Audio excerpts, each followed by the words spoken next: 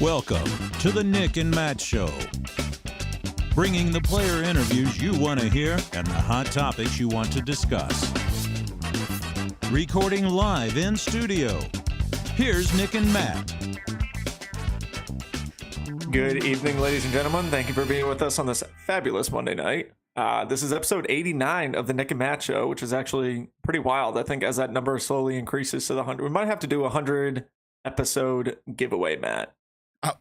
100 episodes. I thought of that today as I was punching in 89. I'm like, Yeah. we have to do something for 100. Yeah, It's got to be definitely something. gonna do something cool for it. We'll do a live, not in studio because we can't fit that many people in studio, but we'll put a whole bunch of seats out. We'll sit on a stage. We'll, let people enjoy the way we do in person. They can get the after shows, all the good stuff that we do every show.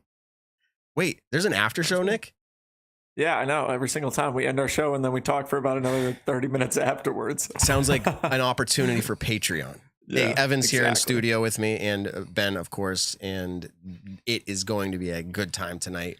We don't have a Disc Golf Pro Tour to talk about, Evan. So what are we going to talk about? We're not there yet, but what are we going to talk about? Well, there were a few interesting A tiers last weekend. A lot of notable winners that we've talked about in the past, but one notable winner that is sitting in this virtual studio we are in. I got to look this way. Yeah, It's me. For our audio listeners, I turned and I swiveled and I pointed my finger at him across the screen. Anyways, sorry about that. Okay, so Nick, you get your first. This is accurate? You get your first A tier win, right? This is your first time. Yep, my first A tier win. Tell us about. I'm going to interview you. What does this mean to you, for Nick? it. Yeah. What does this mean to me? Yeah. It was awesome. What it means to me is that I'm a competitive disc golfer, especially I would say in the local scene in Virginia, more local events that I play, kind of like the lower caliber. Right now, I'm still not super competitive in the tour scene, which is where I'd like to be, but I know that I can go out week in and week out and know that, okay, I have a shot at winning this. And so for that, it just was a really, really fun time. Winning it was pretty awesome. The second to last hole, I think I had a 4-stroke lead.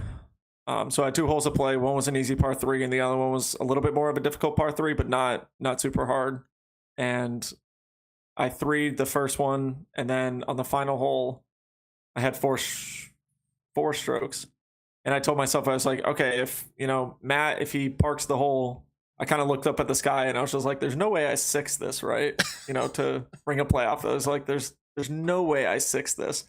And I was actually the last to tee off, and I peered the shot with my buzz and ended up only being about 15 feet from the basket. So I was like, okay, there's definitely no way that I'm 6ing this. And, but in all honesty, kind of going up to the second to last hole and then the last hole, my emotions definitely really set in of, holy cow, I'm about to win this A tier. It was miserable weather the first 2 days. The final day was actually pretty cool weather. Gatekeeper Media actually filmed the final round. And so that was really cool, kind of getting this win on coverage. I don't know when it will be released, but I actually played pretty well on it too. I didn't play incredible. I started out pretty hot, and then I got cold through the middle of the course, and then the end of the course, I picked it back up. Is that a theme? I remember Amside days when you were pretty strong lead, and then you went into the round, you kind of slowed down, and then you just turned it on towards the end. Yeah, I don't know. It was just kind of it was weird because it was the middle stretch of the course. There was a really hard par 5 that actually every single day I had an incredible drive on, and then I screwed up my upshot every single day, and it resulted in me getting a par the first round, and then a double bogey the second round, and a bogey the third round.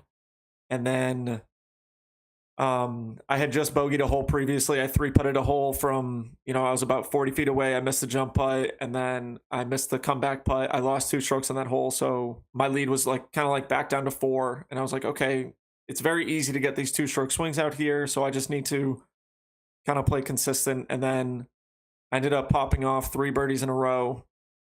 And to win, I think I was just going to say, to win, you have to be pretty well-rounded, because you're talking about hey, whatever, hard holes, you don't want big stroke swings and all that. But fortunately, for me, the back half of the course actually had a couple forehand holes or, mid-range or putter shots off the tee.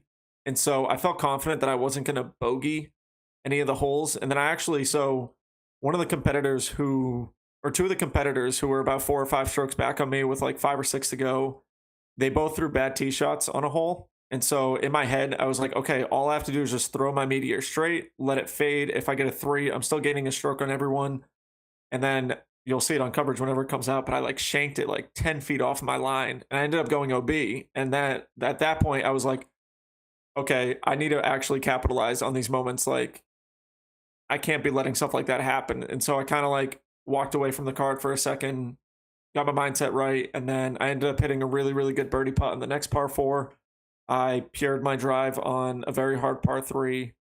And at that point, I got to hole. We started on hole 2, and so I had 17, 18, and 1 left to go, which they're all very easy holes to par, and they're like not easy to birdie, but one of the holes I could have laid up for a par. It's on a hillside.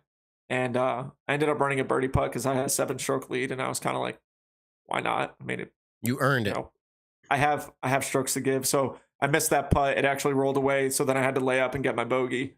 Well, but it was cool. All my shots, I will say, just kind of like throughout the weekend, a lot of my shots felt great. My backhand's been feeling really, really good lately. My putting, definitely saved my butt, and I think I played better in the rain than most people, only in the sense of like, I've said this probably 100 times, but I'd much rather play in the rain than the wind. Judge that so disc I was golfer.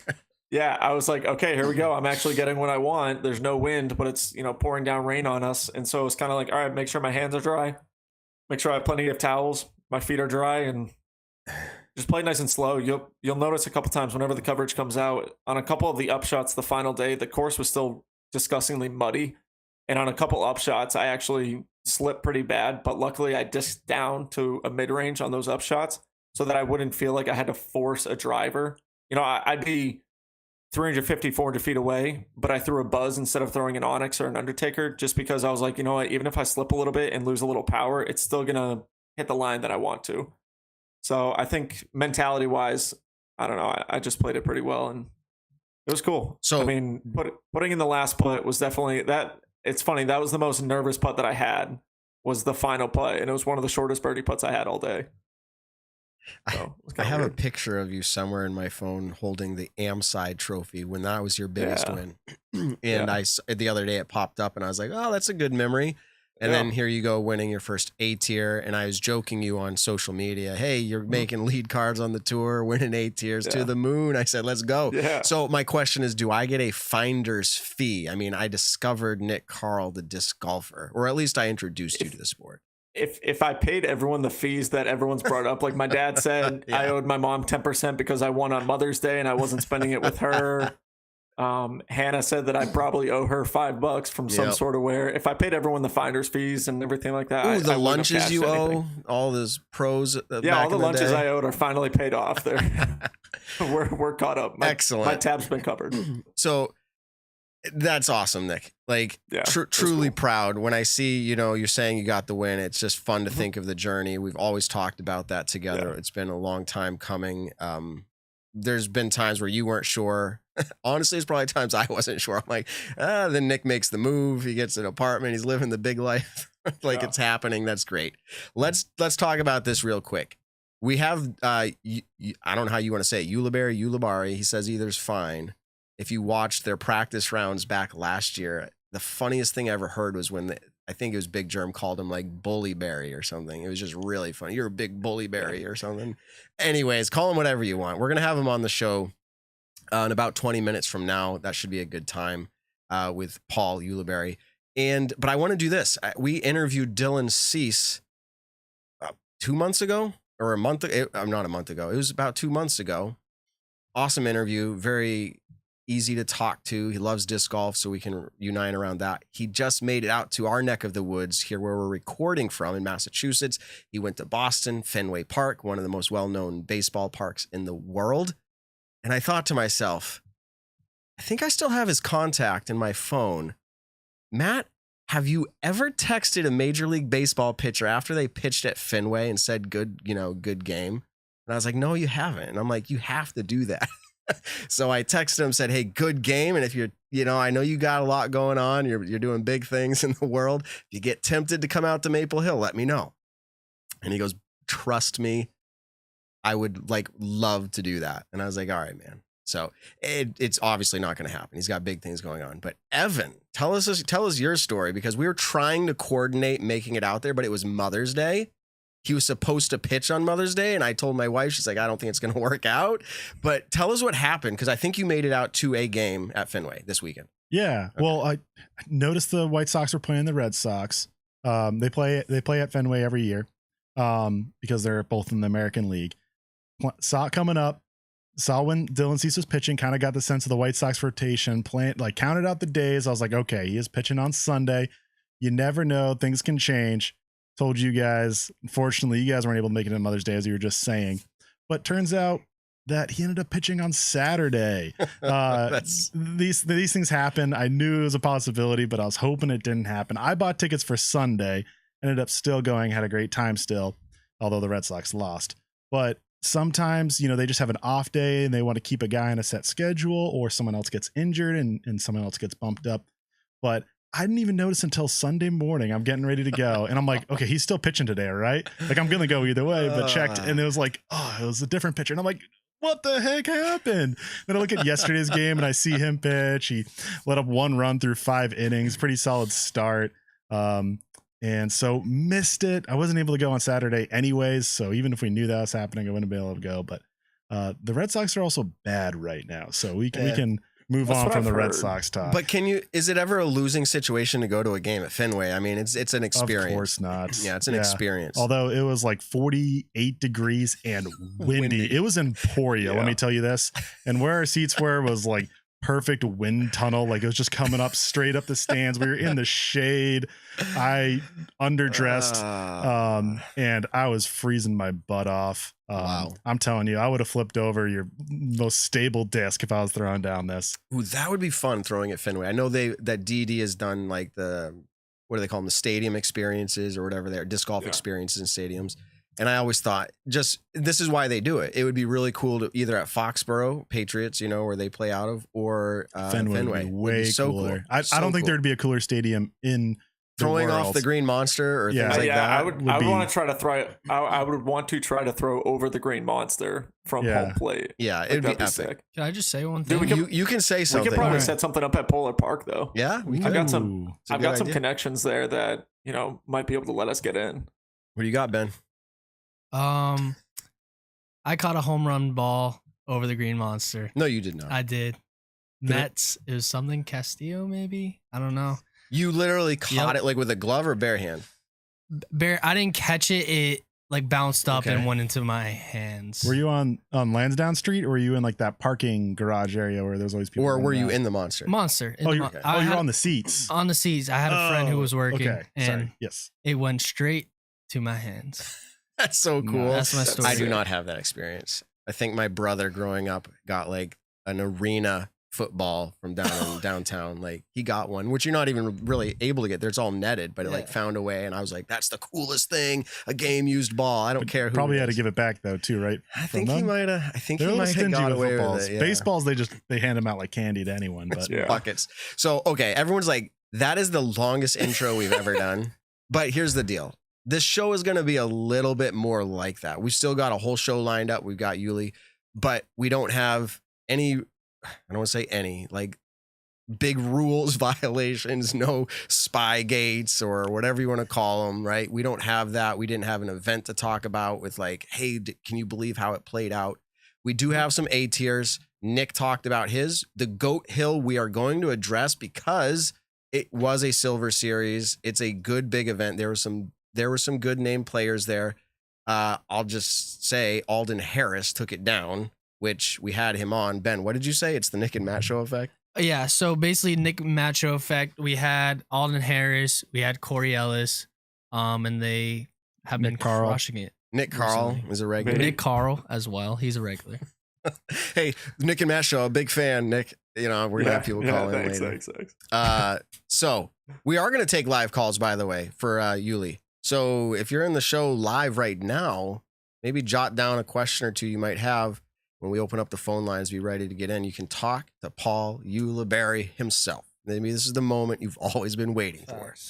Okay. So completely off topic. But while it's on my head, is because at 7:30 the Celtics are going to start, and so I'm going to have a tab open that's literally just telling me the score because I'm obsessed with the Celtics, and I'm really, really hoping they win the series because in a few weeks I'll be coming home to Massachusetts.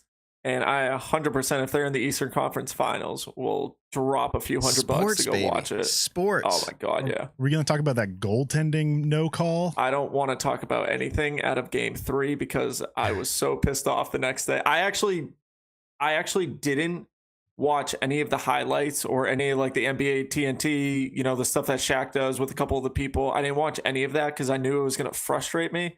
And I had to only think about my tournament. So I had to be in a good kind of like mantra in a sense. And I knew that if I actually looked up Celtic stuff from seeing the goaltending, the mischarge, the misshooting foul call after the free throw, yada, yada, yada, yada, yada, I knew I was just going to go ballistic. And Nick, anyone...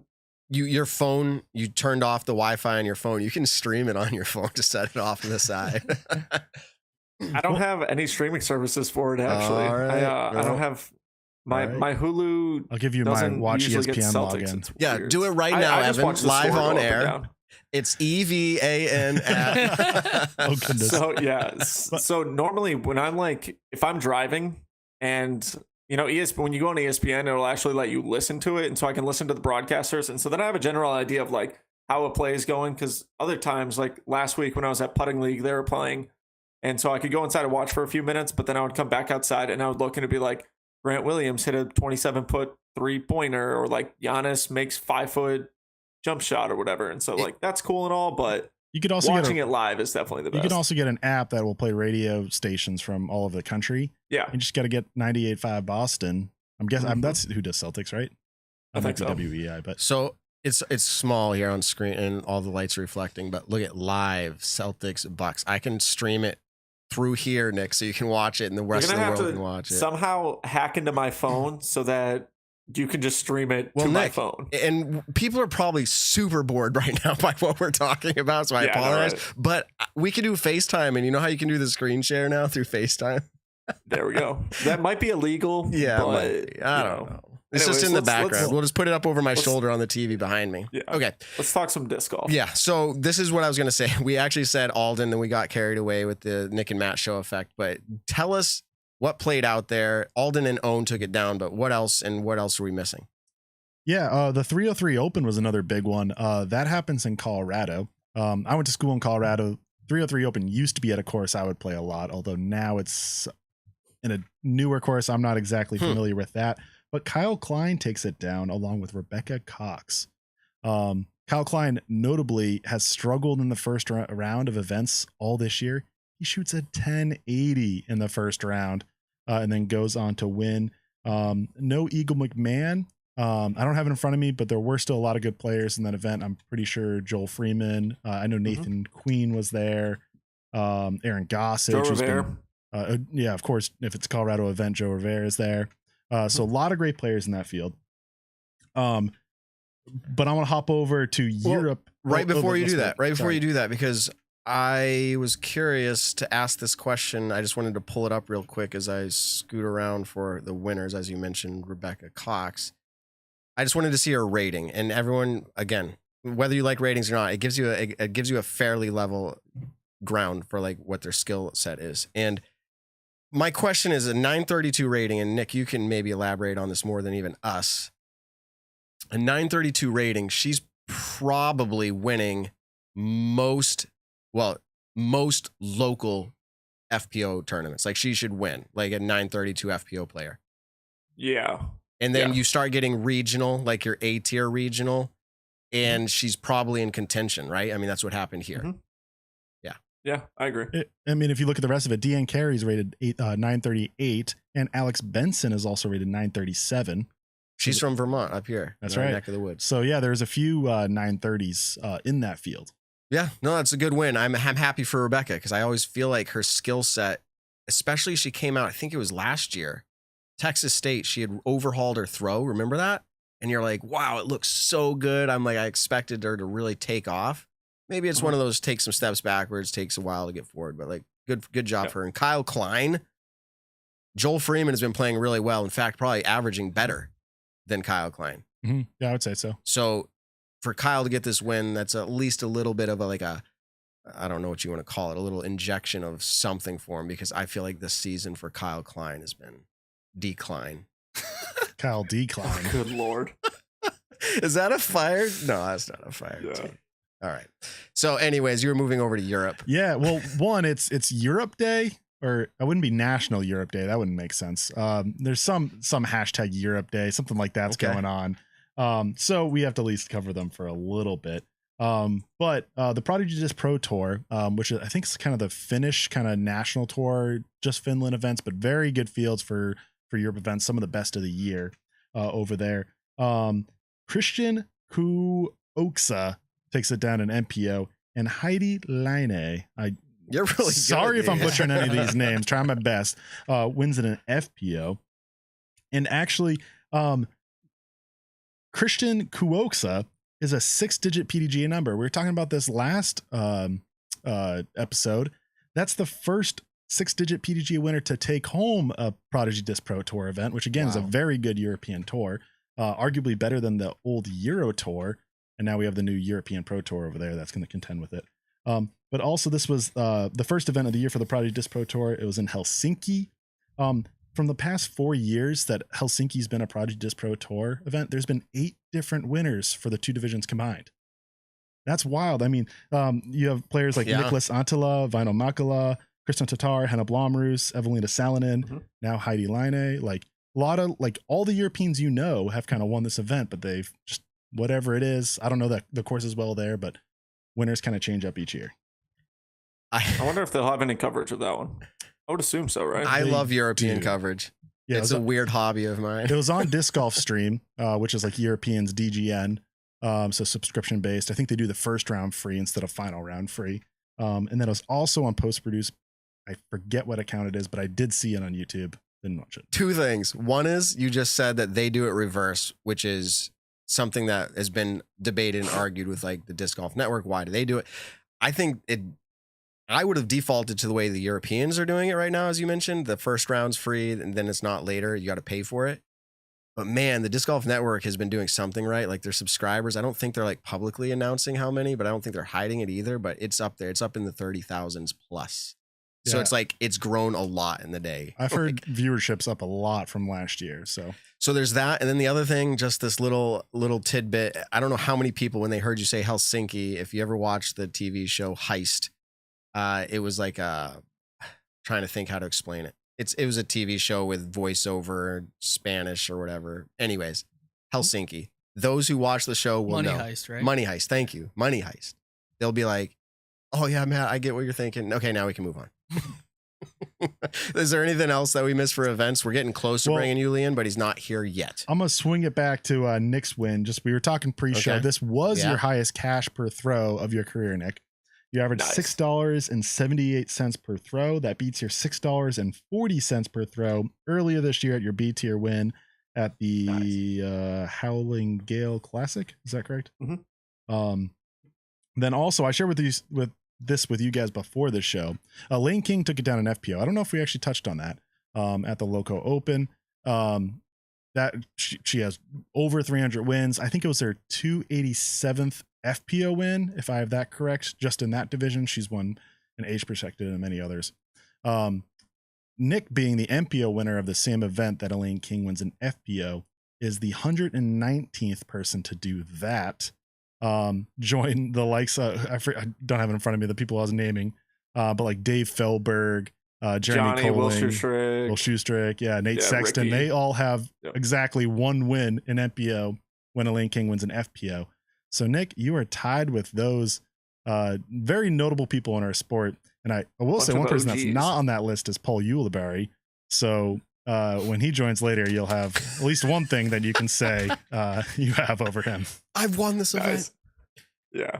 Well, that is a lot of good information. We're going to talk later about the schedule of the Disc Golf Pro Tour and maybe just disc golf, competitive disc golf in general. So I'm not going to really get into it now, but this was a week off, if you will. and it felt like a long time coming. At least for me, it did. And I mentioned that last week. It's like when you do these, I do 2 shows back to back on different nights, and then the preparations for it feels just non-stop. And then you're trying to watch it and get coverage updates. And it's a lot. As you know, it's that Mando. Mm-hmm. Like you're not off the clock during every round. You're on the clock. So you get it. Exactly. So let's talk about this. One of the products that we have been enjoying very much at the Nick and Matt show is called DG Max Wax. Oh, the smell. I can, every time I just I literally just smell it every single time. It is an awesome smell of citronella. What are they? Let me see. I forget what they call it here. It says citradelic. It's a blend of pure essential oils designed to elevate your mood. Oh, no wonder I'm feeling so good down here. Yeah, okay. It's a blend to help you and calm and focus you on the course. This product is an official PDGA mini you can use, and while you're grabbing it from your bag, it gives you just the right amount of enhancement for your grip. Nick, I find I do not use it on every throw because I don't need to, because it lasts and it doesn't make it sticky. Have either of you guys been enjoying this product, or anybody in the room? Speak or forever. No, I'm kidding. Say what you think about it. DG Max Wax is an amazing product, and believe it or not, I gained like 10 feet on my throw as soon as I put it on. I do not doubt it. It's just seamless. If you want that snap, why is snap, that? Yeah, but no, I was just gonna say, why did you throw further? Do you actually feel like you're able to literally throw it harder? I can grip it a little better, even with a whale sack. The whale sack sometimes doesn't do the job. It dries your hands, which is fine. They're different products, drying your hands and enhancing your grip. Exactly. So DG Max sometimes Wax. you need a little more of that. Do I have the right stick here? Snap stick? Yeah, it is. Yeah, okay. This is the one I keep in my pocket, okay? This is the one that we like to show on the show. It is filled with the same product. There you go, nice focus. Same product called Snap Stick. It is an awesome product. Go out and get it. Visit dgmaxwax.com. You get percentage off. Go visit your pro shops. Tell them if they don't have it, that they should have it. You want that product. Be sure to let them know you heard on the Nick and Matt show. All right. We are excited to make it to this point in the show. We've been waiting the past 30 minutes patiently. No, okay. We lined him up for 7:30. We're glad he's arrived just in time. We would like to talk and get to know what's going on with Paul Ulibarri. Let's welcome him to the show, everybody. Paul Ulibarri, how's it going, man? Welcome to the Nick and Matt show. What up, guys? It's good. Can you hear me? Yes, we can. I know. It's always the awkward, like, hi, am I just talking? I'll just get it out of the way. Oh, my mouth's moving. Can you hear? Yes, we could hear you, and we appreciate the fact that you're all set up and ready to go. So tell us, we saw Socialgram. This is, I feel like I'm dating myself, Socialgram, Instabook, and all that stuff. We saw Instagram post, and it said that, hey, I mean, you can walk us through it. You're taking some time off, but like, kind of just give us that, get it out of the way here in the first part of this interview. What's going on with you? Well, first of all, I want to congratulate Nick Carl on an amazing win this weekend, man. Proud of you, buddy. That was awesome. I followed the live scoring on Sunday, obviously, because I knew it was a big day for you. Thank you, man. And Andrew Fish was breathing down your neck, but you held him off, and that's a tough competitor to hold off. So Andrew Fish hit a 60-footer on the first hole, and I was like, damn it, it's going to be one of those days, isn't it? And no, just fortunately, it went my way, so thank you. Perfect. Yeah, congratulations. Now, wow, how many people, Nick, and I say there's probably a lot. Paul, you probably watch a lot of live scores, but maybe if you want to make Nick feel well or good about himself, you'd be like, I don't do that often, Nick. But I don't think you've ever watched my live scoring, and I'm not complaining, but that's a special moment. I feel like that's a good time. Yeah. Thanks for sharing that. So yeah, tell us about yourself. Where are you at right now? So I'm back home. I don't know much, honestly. I know that the first part of this season and the end of last season, I've been dealing with a shoulder/arm injury that's been kind of nagging at me for years and years, and I feel like it's just steadily gotten worse.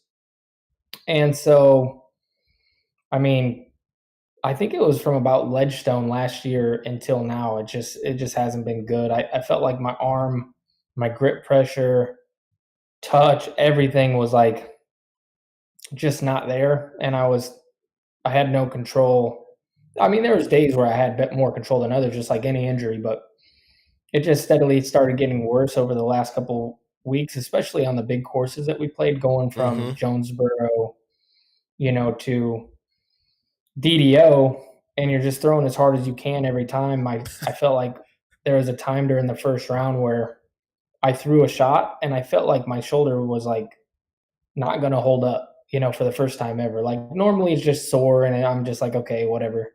And this time it felt like every time I threw it, I felt like a twangy little something in there that I was like, is my shoulder like legitimately just going to fall off? Like that was a literal thought that I thought like to myself. It feels loose, or like it's like, because I don't know, like how would you describe it? Yeah, almost like I just didn't have stability in there. And it's not like the shoulder itself. It's like the back part when you're pulling through. It just it didn't feel right. Wow. I started at the beginning of this year. I've gone through some tendon issues with like I had a torn tendon sheath that the doctor said could have been because of the shoulder and a couple different things. And so I've just been battling these crazy injuries. And then after this shoulder thing, I really feel like I kind of spotted like the real problem, which is the shoulder. A lot of tendon injuries come from the back side of the shoulder and the rotator cuff, pinching down on some of those things, and those go all the way to your hand. And I mean, there was times this year where I'd reach to grab a mini and it would feel like something was like being electrocuted down my whole arm.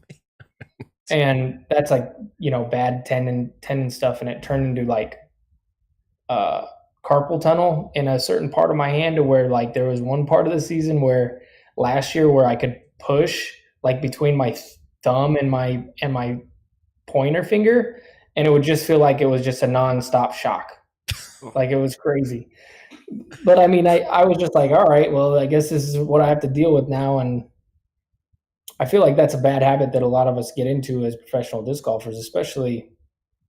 I've had insurance for a long time, but that takes effort to like go check stuff out and take time off. And I really wish I was better at that than I am. And I feel like it finally got kind of caught up to me. I was just about to say, so now that goodness. you're in the position to, get all these things checked out, are you actively, doing that right now? What are you doing to kind of rehabilitate it in a sense? Yeah, so I have a really great acupuncture therapist around here. My girlfriend actually works for him, and she has for a long time, and he's like the best in Charlotte. So he takes care of, like when Cam Newton was with the Panthers and a few other really good athletes, he would take care of all them. So I've been lucky enough to have that. And he actually healed my tendon sheath very quick, like very, very fast, to where I was finally throwing sidearms again. Because till Jonesboro, I didn't throw any the whole year, like none. Yeah, which, if you know my game and any at all, like that's my whole game inside 250 feet. Like I throw that for every shot. But anyway, so I've been going to him a couple times a week, and I actually have an appointment on Wednesday with a doctor who's going to give me MRI, full evaluation of the shoulder, and tell me exactly what's going on, instead of just having a billion opinions from a bunch of different people. Like I saw, Seth, and Seth Muncie has an idea of what may be going on. I saw another guy, and he has kind of an idea, and it's like a bunch of like, well, it could be this or it could be that. And I'm just over the speculation. I want to pinpoint it, get it taken care of, because it's just not fun for me to go out there and get last place every time, and that's not me. Wow. And I know it's like not, my people have been like telling me that, you need to just like, take some rest time or blah, blah, blah. And if you know me, like, no, I don't. Like there's something legitimately wrong with my arm. Yeah. And I keep that to myself, like I said, I've been dealing with this since Ledgestone, and I just don't tell people, because I feel like there's enough of that going around of people being like, oh, I'm hurt. And, I've always been under the impression that if you're a professional athlete and you do it every single week, something's hurt. Like something's just hurt. You have to play with an injury no matter who you are in any sport. Like it's very rare that a pro athlete plays a weekend with whatever their craft is and they're perfectly healthy. And that's why, like, you see a lot of the sportscasters and stuff, they're always questioning health in every single debate that you'll ever, well, if he stays healthy, because there's always nagging injuries and everything in golf and this and that. Yeah. And so knowing that, I feel like might have cost me, because I'm like, well, this is just what happens, to where I should be getting it looked at a little more. And I take responsibility for that. And, I'm trying to work through it now. Yeah. And that's kind of what, and we don't always go to the chat. Yes, we do. The chat's going like, oh man, it's hard to watch. Like he was playing like, the practice rounds, like, but if he's saying he's been hurt, why is he doing it? But you just answered all of those questions there. I mean, I don't think you're wrong. I think most athletes have something they're playing through typically. But do you have any feeling of, well, no, it's hindsight's 20/20. You're pretty happy right now with your decision in the way it played out this year, or would you make changes? Yeah, I mean, like I said, for like 10 years, I've been playing with an injury. Yeah. Like it's not a new thing for me. And the good thing about it is, my 75, 80% is pretty good disc golf. Hey. And my 100% disc golf, athletes rarely get to see that. I mean, we look at Ricky and Paul, they're always going through injuries. Eagle, like people go through injuries, but when you're at this level, like you don't have to talk about it every single weekend or this or that. Right. I mean, Ricky has the Lyme's disease. Okay. And Uli just froze up. I'm sure he'll make it back, but he's froze up. Actually, he just dropped out. So I'm going to ask a follow-up question when he comes back on, Nick. And the question is going to relate to, he's been around the sport for a long time. Like he's been in it since he was a teenager, like Paul Macbeth, like young, like for a long time. I'm going to ask him if he feels like injuries are more prevalent today than they were back then. And if so, like, does he remember people announcing injuries, playing through injuries? I think the journey today is just more strenuous. We're going to talk about the schedule again later. Yeah. A number of events, but also like types of courses, which you might've been getting at. As Uli was saying, like throwing hard at DDO and Jonesboro, like took a toll. It could be conversation where, the courses were trying to get the best of the players and really push them, but maybe they're getting pushed too far. And I don't know if he's saying he pushes himself too far, but that's what athletes do. Yeah, exactly. So, I mean, every sport is different because, we'll say, hey, the schedule's really, really busy right now. And then someone will say, okay, well, look at pro MLB players or look at basketball players who are doing back-to-backs, look at NHL hockey players. Every single sport has their own strain. But I also think in every single other sport, those athletes are trained way better, exponentially better than any disc golfer is currently right now. And so you have a certain amount of disc golfers right now who are finally getting into that really active lifestyle. They're lifting weights, but it's funny. I actually saw a tweet where someone was like, man, disc golfers really hate to hear this, but so many of them lack that kind of like strength and conditioning aspect. And he had tweeted, said, my high school baseball team does more strength and conditioning than 99% of the disc golfers out there. And to be honest, I mean, that's a very large group of players still to this day are, you travel on Sunday night or Monday morning, you get into town Monday night or Tuesday morning, you play practice rounds. You have the Ezras who are out there going to the gym. They post about it a lot. So you can kind of tell, okay, they are very active. But then you have a lot of players who they'll work out during the off season, but when the actual season comes about, they don't keep up with that workout regimen. And so I think it's really tough disc golfer wise, and that's not because fully on the scheduling that's going on. I think it also has to do with the disc golfer themselves, to where their bodies just aren't used to all this strenuous kind of like things that are happening in disc golf. But Nick, with how busy they are, you're bringing up like major leagues, you're bringing up NBA, all that stuff, the professionals of these top four sports. Do you think that like a pitcher, he has a minor injury? Are there times where they play through the minor injuries, Evan, or are they like, no, we're going to give you time off because we want you to be 100%? Like, how does that work? I think it depends on part of the season. I think at this point in the season, it's just you're going to get benched, like not in a bad way. I mean, that's the game I went to. The original starting pitcher, like literally got put on the injured list like an hour or two before the game. He just had some uncomfortableness, I don't even know what to say, in his right side. And they're just like, yeah, we're going to put you on the 10-day injured list. That's okay. But then you get towards the end of the season and then you really got to push it because it's playoffs. you might want to play through it. I mean, we'll go to football for a second. Baker Mayfield should have had shoulder surgery. That's hard to say. Played through it, and now he's dealing with the struggles where often if it's earlier in the year, they might sit a guy for a couple weeks. But this is where I'm trying to figure out and take this journey down this question, because how do they know to get benched in the MLB? Are they telling on themselves? And I say that in a facetious way. Are they like, hey, you know, I've got a little sore shoulder here? Or is it they have coaches, they have, you know, physical people are attending to them in every way, and they're going, hey, you need to be honest with me and tell me, what's a scale of 1 to 10? What does this feel like? And they're like a 2, and they're like, yeah, you're benched. Like, is that how it works, you think? I think it's the player just self-reporting what's going on, but not saying, hey, I'm going to sit because my ankle is just a little bit funny. It's just like, hey, my ankle's a little bit funny. They'll check into it. You know, what's the pain level? They'll let somebody else decide. Somebody else decides. The athletic trainers and team are, you know what you can push and what you can't.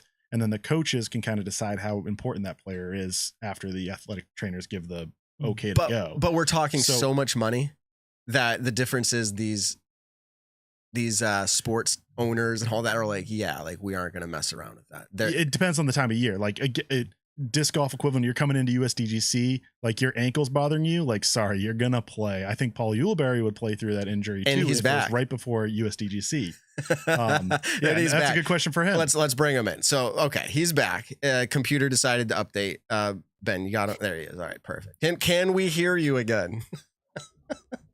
Oh, I'm just kidding. I knew he was going to do that. I was like, he totally just lipped that. For our audio listeners, he just moved his lips. It was really scary. So the question I was going to ask you right before your computer, people said Ricky's agents got to you. Yeah. Anyways, your computer logged you out. We're back. The question I was going to ask, and we talked about it while you were away. Okay. Is why am I having a brain freeze? What was the question? It was related to MLB players. Well, it was like playing through and with the courses, working out, something like that. Yeah, I actually had a brain freeze. Everybody, that's how it works on the Nick and Matt show. Let me finish. I'll finish my thought because I was talking about how we just don't know. I can't believe who's injured. Like I feel like every single person's injured, and you can go down the list. How severe is it? I think that's what makes, like, honestly, really good players great is playing through injury at a high level. And I feel like I know a lot of people who kind of don't play through injuries at all. And through my career with my experience, it's like, I'm not so sure that's the best. Like there's stories of Kobe Bryant playing with broken fingers and broken elbows and torn this and torn that, and, walking up and shooting a free throw with his ankle falling off or his Achilles tendon. I mean, that's just part of the sports. Right. And I feel like with them, it's a lot different too. You got to think because they're $1 million athletes, like millions upon millions. And obviously we're getting there. And my sponsors definitely are paying. I was going to say, are we getting there, Yuli? Are we? They don't want me, hurt, of course. Yeah. But at the same time, it's up to us. And I want to get out there and compete, period. And like I said before, I believe my 70% is better is really good disc golf. Well, you're not, besides the DNF, I mean, you weren't actually getting last place. So that is pretty good. You're on tour and. No, stop. We're not even going down this road, buddy. I've DNF'd 3 times ever. And the last time it was because I tore my ACL on the course. So this isn't a normal thing. No, and as far as missing cash, I bet you I have under 10 in my career, and I've missed 4 in a row. And so this isn't something that, I mean, if people want to, at your job, go down and debate or blah, blah, blah, blah, but this isn't Paul Ulibarri golf, and I refuse to even let that into my brain as being a reality. I appreciate that, and this is what people like about you. So I remember what the question was. It was, you've been around the sport for a while. You started playing when you were a kid. You've seen a lot of things. Do you feel like, and I've been maybe watching disc golf for 15 years, do you feel like that injuries are happening at a much higher rate, or is it that more players are playing at a higher level, so more injuries are happening? You know what I mean? Like, is it happening at a higher rate? It's happening at a higher rate. I mean, part of it is we're going to push our bodies to the absolute limits by ourselves right now. And so we were talking about trainers and stuff being involved in professional sports, and they know how to build a body to take that type of athletic movement. We don't have that. Mm-hmm. Like, we just don't. You see, like, Eagle, the way he threw sidearms, like, I don't know. Like, have you seen pictures of it? Yeah. Like, that was going against everything your body wants to do. And I'm not saying that's why it happened or whatever, and that's awful. But what I'm saying is we never seen anybody throw it like that. And now we're seeing more and more elbow injuries because a lot of these courses, you have to have a 450-foot sidearm in order to compete at that level. Like, you have to. You hear Paul talk about all the time, like, I'm stoked I gained 50 feet on my sidearm, because you have to have it at the level that we're playing on. Mm-hmm. And so we don't have trainers. And so when we're throwing as hard as baseball players are throwing, those guys get rest for 5 days. We don't. Mm-hmm. You know what I mean? Well, like, they get a max pitch count of, like, okay, this is what you get, and then you're done. We don't. So talk about that, because you just brought up not getting the break. We have that as a topic tonight, probably after you're off, but give us your thoughts on it. You had, I think it was somewhere in the range of like 11 rounds in 17 days or something crazy, I feel like, for the Disc Golf Pro Tour recently. You took some time off recently here, but I mean, do you feel like the schedule is way too packed? Like, what are your thoughts? No, I don't, because we have the choice to where we don't have to play if we don't want to play. Period. Now, perfect. I do believe this. I believe that there's a lot of pressure for us to get points to play in the finale, which is our biggest payday of the year. Mm-hmm. And so we all want to play as much as possible. I think that pressure is too much.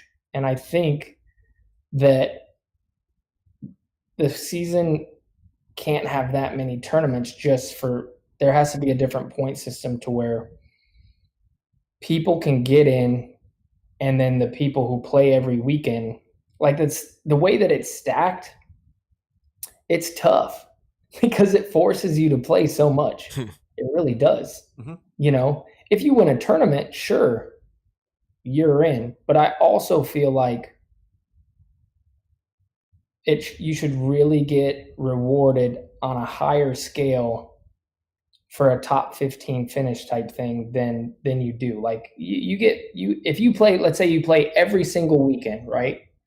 Mm-hmm. For the whole tour, and I know this because this is how many, I think I have 7 or 10 points for the season. And that's because of Las Vegas, which I think I got, like, let's say I got 27th. Mm-hmm. So I get 7, and then 7 times 10 tournaments is 70 points. I'm not making the final. That's pretty good disc golf, right? Mm-hmm. I feel like. So what if I get that place for every tournament, which is 16, 160 points, 170 points? Is that enough to get in? No. Mm-hmm. And that's good disc golf. Which means if somebody's going to grind that hard and play that good of disc golf, they should be in. Yeah. But that's not the case. You know what I mean? And of course there's more players playing and blah, blah, blah, blah, blah. But I don't know. There's got to be a better way, because the tour is going to destroy our bodies for sure. But again, like I said, it doesn't matter because you have the choice not to play. And so I don't mind that there is so much, but it just is, right now it's a tough thing because our biggest payout of the year is something we all want to get on the ESPN and do all this stuff. A lot of pressure to get on that bad boy. And then you see players like Chris Dickerson, and arguably now he could be the best that we have currently. He could be. That's a debate for people, but he's able to make these choices in an easier format compared to what you're saying. He's able to make his choice. Hey, I'm not going to play the West Coast, because realistically in his mind, he's going, I'm probably going to lock up a first round bye in the finale. Like, but not everybody's there, to your point. And so you have the choice not to, but it's a hard choice to make. So I loved your answer. We asked Calvin that last week. He gave his own answer, but Nick, what do you got? Well, I think what I was just about to say too is, let's look at the players like the Chris Dickerson, the Ricky, and the Paul McBeth right now, who have some Pro Tour wins. They, Chris has a major, obviously. they have the luxury of being able to take time off when it comes to Elite Series events. And not that, Paul and Ricky pretty much play every single Elite Series event out there for the most part. They may take one off here and there. Do you think disc golf is going to get to a point where, like, let's say you're the number one player in the world. Are you going to take off a couple Elite Series events to let your body heal? Or are you in the mindset of, I just want to go out and win every single tournament, and so you don't allow your body to do that? I think it's like anything. Some people are racehorses and they can play every single weekend and it doesn't bother them. Some people need time off, and the older you get, the more time off you need. And you see that with every sport. It's not father time wins 100% of the time, every time. Yeah. Scott Stokely's pretty dang impressive, man. But yeah, you're making a valid point. Yes, you're making right. And so we'll talk about Scott. We got one guy out of how many disc golfers to ever play. Yeah. We can't all expect to be like that. No. You know what I mean? That's like Cal Ripken. There was one of them. Nobody's ever going to come close to that record ever. It just won't happen. Yeah. And Stokely took 10 or so years off too. So like he talk said, about a nice break. Yeah, he said this himself. No kidding. He might be 50, whatever years old. Like he really has a body of a 40-year-old because he didn't have all that. I see what you're saying. All that time throwing on it. Yeah, he's rested up well, as you said. That's funny. I think a big part of it, honestly, I think that a few people, and I'm going to say us because that's the path that I'm going to be going down, are going to be taking care of our bodies more than other people. And I think that needs to be the trend right now on the tour, because you're going to see more and more injuries. I love to use Ricky and Paul as that type of person, because they've consistently kind of done it. I don't know Paul's exactly, but I'm pretty close to Ricky. So I know that, dude, that guy, he doesn't put a bad thing in his body. He does ice baths like twice a day. Like, this guy's on another level as far as the sport goes. And I think that's going to help him play well into however long he wants to play for, because that's just the nature of sports. And with how much people are playing, it's nice to have Seth there, but it's also what you put in your body, the nutritional part, everything. As the money grows, we're going to find more and more people doing that. And I encourage the younger generation who's touring right now to really think about that and invest in your body, because that's the biggest thing you can do. I've done it off and on for years. I've taken years off where I've just been kind of like, lazy bum. But I've also had years where, like, I didn't put a carb in my body, alcohol, caffeine, nothing. And at the time, it was a big edge because not one person would do that. And we're going to see that change. Yeah. So I think one of the things, you kind of just brought this up and it made me think about it, is that, currently with the way that the tour is right now, how jam-packed it is with Elite Series events, Silver Series events, majors all mixed in, and then your, big A tiers like the 303 Open, Goat Hill was a USDGC qualifier event. You do have that younger generation of disc golfers. Like, let's take Kyle Klein, who won the 303 Open, and Alden Harris, who won the Goat Hill Championships, to where right now in disc golf, we don't have all those trainers that we need. We don't have the nutrition plans that players should be going by. I could say 99% of the disc golfers right now aren't taking care of their body, I would say, exactly how it should be taken care of as a professional athlete. And so you have that younger generation of disc golfers. And I almost think that with how jam-packed the tour is right now and how important it is to get out to every single one of these events, if you want to make it into the final 32, it's almost going to kill their bodies more than, like, it could almost shorten their careers, I think personally, than them having a lengthy, long career and being the best players that they can be. Just because right now you do have the weekend warriors who are literally, the second the tournament ends, they're driving 10 hours to the next one. And I think that, we've talked about this for the last couple of weeks now, to where how busy the schedule is. I think in the long run, in the next 3 years, like, we are going to see, we're seeing more injuries now in the last 2 years than we, I guess a lot of players are secretive about it, but I guess now that players are a little bit more open, we've seen more injuries in the last 2 years, and like bigger injuries, not just, I hurt my pinky. We got people tearing their shoulders. We got people hurting their forearms, their elbows. And I think, that just comes from overuse. Players are playing, 6 days a week at this point, multiple rounds a day. I don't know. I just think that with how heavy, like you were talking about earlier, with how heavy all of these points percentages are to get into that final event, I think we're just almost promoting bad habits. But and when you're young, you can do it. Like, yeah, I played 40 events per year for a decade. Like, so I don't feel bad for these kids at all. Yeah. But at the same time, we want to be kind of promoting that better athletic lifestyle in a sense. I mean, I guess that's kind of how I look at it. And I know you're a golf enthusiast, right? Like, you enjoy watching golf. You play, from what I've heard, you're very good at it.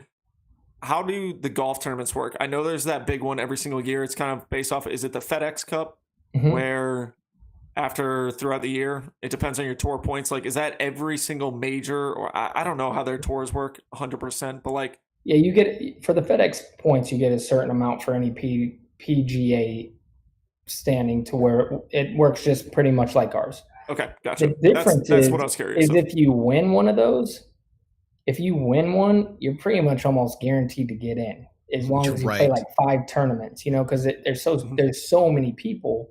Yeah. That all and the movement with the people is so crazy. Like, not one guy's winning every time or getting top 10 every time. Right. And so if you win one, like, you have so many points. If you win, basically, if you win 3, you're an automatic. Well, who's the dude who just won the Masters, who's got like a bunch of wins? What's his last name? Scotty Scheffler. Scotty Scheffler. Yeah, I was thinking Steve for some reason, but he's got to be he has on 4 top of wins the this leaderboard year. in points wise. 4 wins. Yeah. Yeah, he has 2,700 points. The next guy has 1,500. Oh, wow. See what I'm saying? Like, he could probably coast his way into the FedEx Cup. Yeah, and also the point distribution, as Paul was getting at, the winner takes home essentially, I think it's 500 points, but we use the same thing in the Statmando rankings, is 100 points for the winner, and then the second place only gets 65, and then third place gets, I think, 30. Something like that. So pretty much, if you win, you just get so many more points with the Disc Golf Pro Tour. I think it's 100 points for first place, 85 for second, like 80 or 75 for third. So just placing pretty well. It's kind of all chunked together, where if you're coming top 5 every week, it's good. But if you win, it doesn't guarantee you anything. Right. All right. Well, I think we've kind of hold on a second. We're just going to open up the phone lines. We're not actually taking. We'll take calls if they call in, but I want to get the lines open. So if we have any questions, we can get that going. But Nick, go ahead. Sorry, cutting you off. So we were just saying, Paul, you are a golf enthusiast. You know about it. What is something that is in golf currently that's not in disc golf that you would like? Like, what's a change to disc golf that you'd like to see? I guess it doesn't really need to be golf related, but like, is there anything that just pops out of like, this is what we should be doing? I mean, it's, as far as athletes go, I mean, it's really, really simple. Yeah. You get money and you can take care of yourself way better. Money's the key to everything in this thing. You talk about, like, LeBron James puts $1 million into his body per year. The guy has $1 million to put in his body per year. Our disc golfers do not. Yeah. And the people who have the most money in disc golf are pretty much taking care of their body better than the next person, just because it's easier for them to do so. Now, you have outliers like Ezra, for example, but that's his entire life. I mean, I toured with him and he was in the gym every day. The guy just eats beans. I mean, if you want to take it to that level, that's a lot of sacrifice. It is, Yeah. And he only has himself to be accountable. When you have money, you hire people, and then they keep you accountable. But when it's just you, it's so easy to be like, I don't feel like doing it today. And that's why I feel like some disc golfers are the best athletes, as far as the GOATs are the best athletes that I've ever seen in my life, because they don't have those trainers and those coaches being like, all right, you got to do another lap. Like, it's just you. Yes. And I want to come back to that, because that's actually, but we have a caller lined up and I'm going to come back to that in a second. Let's get this call in here. Welcome to the Nick and Matt Show. You got a question for Paul? Go ahead. This is Jason from Rock Hill. I know that Paul just moved to Rock Hill. I wanted to say welcome to the neighborhood. And how does he like living in South Carolina? Oh, man, appreciate it, buddy. I appreciate the welcome. I love it. I absolutely love it. I got a house right here in Rock Hill and super comfortable. I mean, everything's short distance away wherever I need to go. And I'm absolutely loving it. Awesome. Thank you for the Good call. Deal. Did you have a follow-up, or is that it? Okay, that was it. Hanging up. We hung up on him, to be clear. He didn't hang up on us. No. So getting back to that train of thought, while we may or may not get other calls, is you're talking about more money makes it easier. I think generally that's accurate. That's the whole concept of people that have, it seems like, eating healthy cost more money. I mean, all this stuff like taking care, everything seems to take more to do it. And it could just be more dedication. I mean, we could grow our own plants. I mean, someone's going to come up with an excuse for every reason why we should be able to do it easier. But I want to bring it down this path here, because I feel like you did a show recently. It was a multi-series show, right? What was it called again? What was it? Scratch to Scratch. There it is. Scratch to Scratch. And you were educating and training and coaching and helping somebody get better. Personally, I feel like we're just about at this place in the sport where everybody should be looking for a Paul Ulibarri. And I mean that in a serious way. Like, you're talking about as you get older, it gets tougher, right? I feel like, and I'm not calling you old, but I feel like if we could start transitioning into these roles where you're like, hey, I'll coach full-time, pay me full-time. I will be your personal coach. Hey, buddy, did you get out and practice this? Did you ice? Did you do that? Like, get paid to do that. Does our sport need that? Absolutely. 100%. I mean, I've been saying that for years, and I've been working in my career you kind of hit the nail on the head. Is that something that I want to do? I want to be a professional swing coach. And that's part of the reason why I started my institute and my foundation to help college kids, is because I'm passionate about that. Mm-hmm. And I feel like we don't have that, and if I had me when I was 16 years old, are you kidding me? Mm-hmm. Like, who knows how good I would have been. In all seriousness, I mean, I'm amped up. I've got a 12-year-old who loves playing disc golf, and he's pretty good for his age. And I could try to coach him, and the dad-son relationship's a little funky, but like, how much off the top of your head, and I'm not asking per lesson, like, how much are we talking for like somebody to like do that for somebody, like coach somebody? They might not travel on the road with them, but that's their responsibility. I mean, are we talking like, you're like, hey, I would do that for 40 grand. Like, for one individual, I'd do it for 3 individuals, make 120 a year. I mean, like, what are we talking right now? Is it a reality that could happen in disc golf? I 100% think so. I don't know what that would look like, but you're probably pretty close to a number, and it depends on the situation of that person, where they're at in their life, what kind of person you're coaching. Mm-hmm. I think that coaches coach quite a few people. I don't think it's a crazy amount so that they have time with them, but 3-4 students a year or something like that, you should be minimum getting that much money, because that's what it is. I'll tell you this. With the knowledge that I know, I went out and I started playing left-handed. My left hand I can't do anything with it, right? And I taught myself how to play left-handed to where now I can compete like probably at an intermediate level in a couple weeks, because I understand, and I'm actually doing a series about it right now on my YouTube channel, which you can watch. It'll be out in a couple of weeks, about like, how fast can I get good at throwing lefty? Okay. But with that type of information that I have, it's easy to teach my left hand that. Now, let's say if I wanted to learn how to golf left-handed, like regular golf, I'm going to be the worst. Mm-hmm. But if I had a professional swing coach come help me, I'd probably get a lot better, a lot faster, right? Mm-hmm. 1,000,000,000%. I think that the sport is like at a point where there's a lot of people, and I know they're out there right now listening, to where like, this guy's lost his mind. 40,000 to coach a kid. No, I haven't lost my mind. That's 100% where it's gonna go. Yep. Because guess what? That $40,000 investment over 3 years with your kid. Imagine if he goes and wins a pro tour and gets signed to a 4-year, $4 million contract. That's a tiny investment. Yes, and that's what guys do all the time. And I want to say. Yeah, I want to say, sorry to cut you off there. We have another caller lined up, but I want to say, like, even the players, and I'm going to throw a name out, you don't have to react to it, but even a player like Klein, or I'm going to go all the way up to top 5 player. I mean, Calvin, I'm here I am picking on Calvin. Everyone knows the show, I do that. If you were there, his personal coach, he's going to benefit hands down. It doesn't matter who you are. If you have a coach looking at you and providing you feedback, it's worth it. Let's go ahead and take this other call so he doesn't have to sit there all day. Welcome to the Nick and Matt Show. You got a call or a question, an opinion or a question for Paul? I got a question. Well, not a question. I was going to ask Paul. I'm coming out there for vacation next week, and I know he's played quite a few courses around there.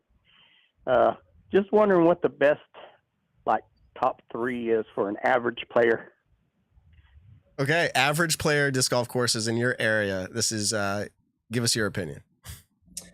My favorite place to play for an average core or average player, you got to go with Kilbourne Park. It's pretty close to another round disc golf too, so you can drop by the shop if you drink beer, have a beer, grab a couple discs, and I think it's like 2 miles from there. And that course is phenomenal. Super fun, wooded. You get the whole Carolina experience. Nice. Cool. That works. We'll see you next weekend. Oh, love it. We'll see you next weekend. Also appreciate the call. There actually was kind of a question from Matt May in chat. He says, can you ask Paul, what is it going to take to get non-disc golf sponsorships to grow at a significant level? And can these modern day contract values continue if we don't get outside money involved? So pretty much a question that we've probably asked 100 times throughout this show is like, what is going to be that next big outside sponsorship and how can that continue to grow? I mean, that's simple. It's got to be on ESPN or TV or ABC or something like that. Like, it's at the point to where, yes, the network's going to grow. I feel like there's a cap there, and I feel like in order to get to that mainstream, you have to be mainstream, and that's ESPN and ABC and things like that. And so once that happens, then yes, the money will start flowing, of course. And as far as the other thing, I think, yeah, of course, the contracts are going to remain the same as long as the Discraft or the Discraft or Innova or anybody can keep manufacturing enough discs because you guys are buying them. Mm-hmm. And so that's not going to go anywhere either. I can speak for myself that I'm not going to make money if my disc doesn't sell. Luckily, it sells. As soon as that doesn't happen, then, we got a problem. Mm-hmm. But if Ricky's signing a $4 million contract, Paul's signing a $10 million contract, you think that they're getting the better end of that deal? There's no way. That'd be a bad business move. All right. Overthrow Disc Golf. Don't know if you've heard them. We're giving them a free shout out. We've had them on the show once before. They do a lot of this coaching that we're talking about. We actually had this topic when they were on the show. We talked about it. They just left a comment in the chat that said, kids trying to make it in tennis. This is specifically their field where they came from as a coach. Kids trying to make it in tennis are looking at about $100,000 a year expenditures between lessons, tournaments, gyms, personal trainers, etc. And then there was a follow-up comment from somebody, Daniel from Texas. That's wild. It's definitely a rich person sport. And what I want to say is the sport itself is not a rich person sport, and disc golf will never change from that either. Disc golf is always going to be accessible, always. But when we're talking about the money coming into the sport and you want to win a $10 million contract or you want to win a tournament that eventually is paying out $500,000, you're going to have to invest, as you said, Paul, right? You're going to have to invest that small percentage to be able to accomplish that, to get that edge. So I appreciate the chat that's going on out there right now. Yeah. And so before that, you got to think, okay, so there was never any money in the sport, so therefore it was like a poor man's sport. No, that's not true, because the people who are putting in time, you got to think time is everything. Time is the most valuable commodity that any person has, period. And so if I'm putting that much time, and I do everything by time now, everything, if somebody wants a lesson, my time is this much. Because I've learned through my career, and this will sound cocky or whatever, but it's the truth, that if I put all my time to one thing, I'll be great at it. Which means that time is insanely valuable. And the value that I put on it is how much that's worth. Because you're not going to be able to find 20 people who's put more time than me into disc golf. You just are not going to do it. Therefore, I've reached something that now that time is value from then on until forever. Everybody's doing that. And so when you think about the people before, they were putting in the time to get paid now.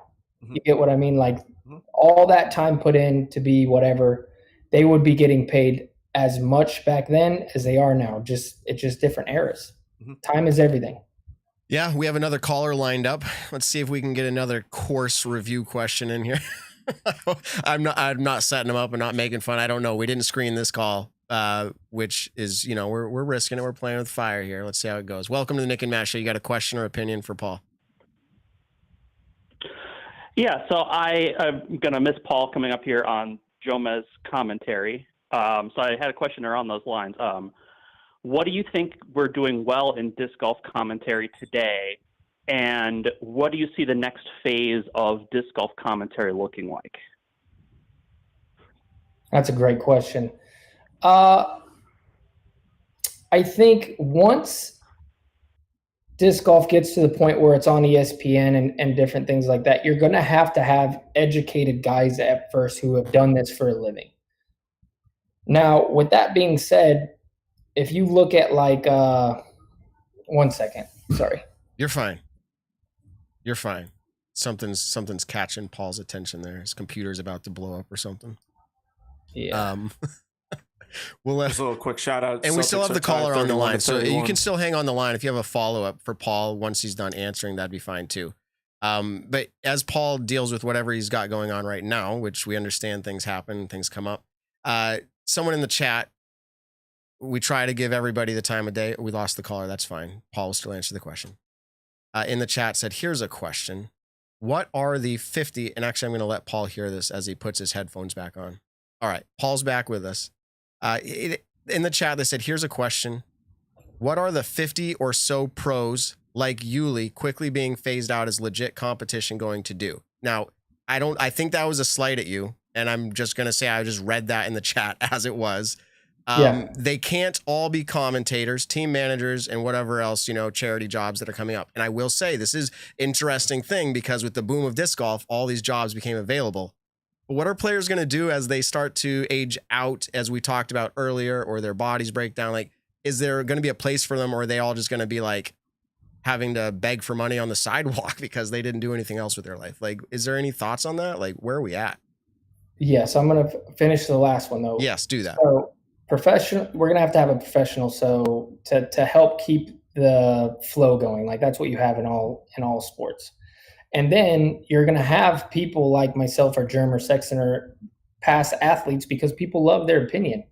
Like if you look at golf, there's always like Nick Faldo, who's a 6-time major champion. He's very well spoken and he knows his stuff. So you have those two people doing that together. You see it in basketball with Reggie Miller, Shaq, all these people. They all have those jobs. So as the sport continues, it's really, to answer that next question, because it kind of feeds right into it, is who does it better? Like you're looking for well-spoken, thoughtful individuals, and those are going to be the people that get the job. It's pretty simple. And so as you move forward, like that's who's doing it, I feel like right now. So those people, it's going to be the same thing as the sport continues. Like whoever does it better is going to get the job. And as we move out of our careers and into commentary or whatever you decide to do, like it'd probably be smart for the people who are doing it now or who are not dipping their toe into that now, if they're looking for something like that, like you got to just get the opportunities when you can. Like I'm not dumb. Like I see this coming.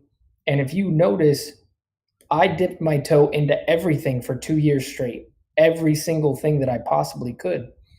And not just to do it, I did it so I could become better at it because I knew that eventually my career was going to be over. Mm-hmm. And then I love disc golf so much. I am not an educated man. I didn't go to school, but I'm smart enough to know, hey, I'm not an educated man. What is my fallback? I don't have one. Like, this is it. Mm-hmm. Yeah, I think I'm inspired by the way you've pursued things. I've watched, like I said, 15 years of disc golf, and I've kind of seen this unfold, and it's inspiring to see how you treat the sport yourself. It really is. I mean, you're one of the most inspiring players out there. Nick, go ahead and get your question, and we do have a caller lined up. Well, it was actually going to be a statement, so do the caller first, and I'll try to remember the statement. Okay, we'll do that. And this probably, let's take this as our last call. Welcome to the Nick and Matt Show. You got a call or an opinion for Paul? Hi, this is Seth. I'm from Cape Girardeau, Missouri. I'm a huge fan of the Scratch to Scratch series, And I want to know the update on how the guy's doing, if he entered his first tournament, how that went, and just update on that. I appreciate it. I'll hang up. All right. The call quality was a little bit poor, so if people had a tough time hearing it, he said he liked the Scratch to Scratch series, and he was asking Paul if there's any update or feedback on how the player is doing. Has he entered a tournament? And are you able to disclose that, Paul? No, I've talked to him recently. He's still playing a little bit when he can.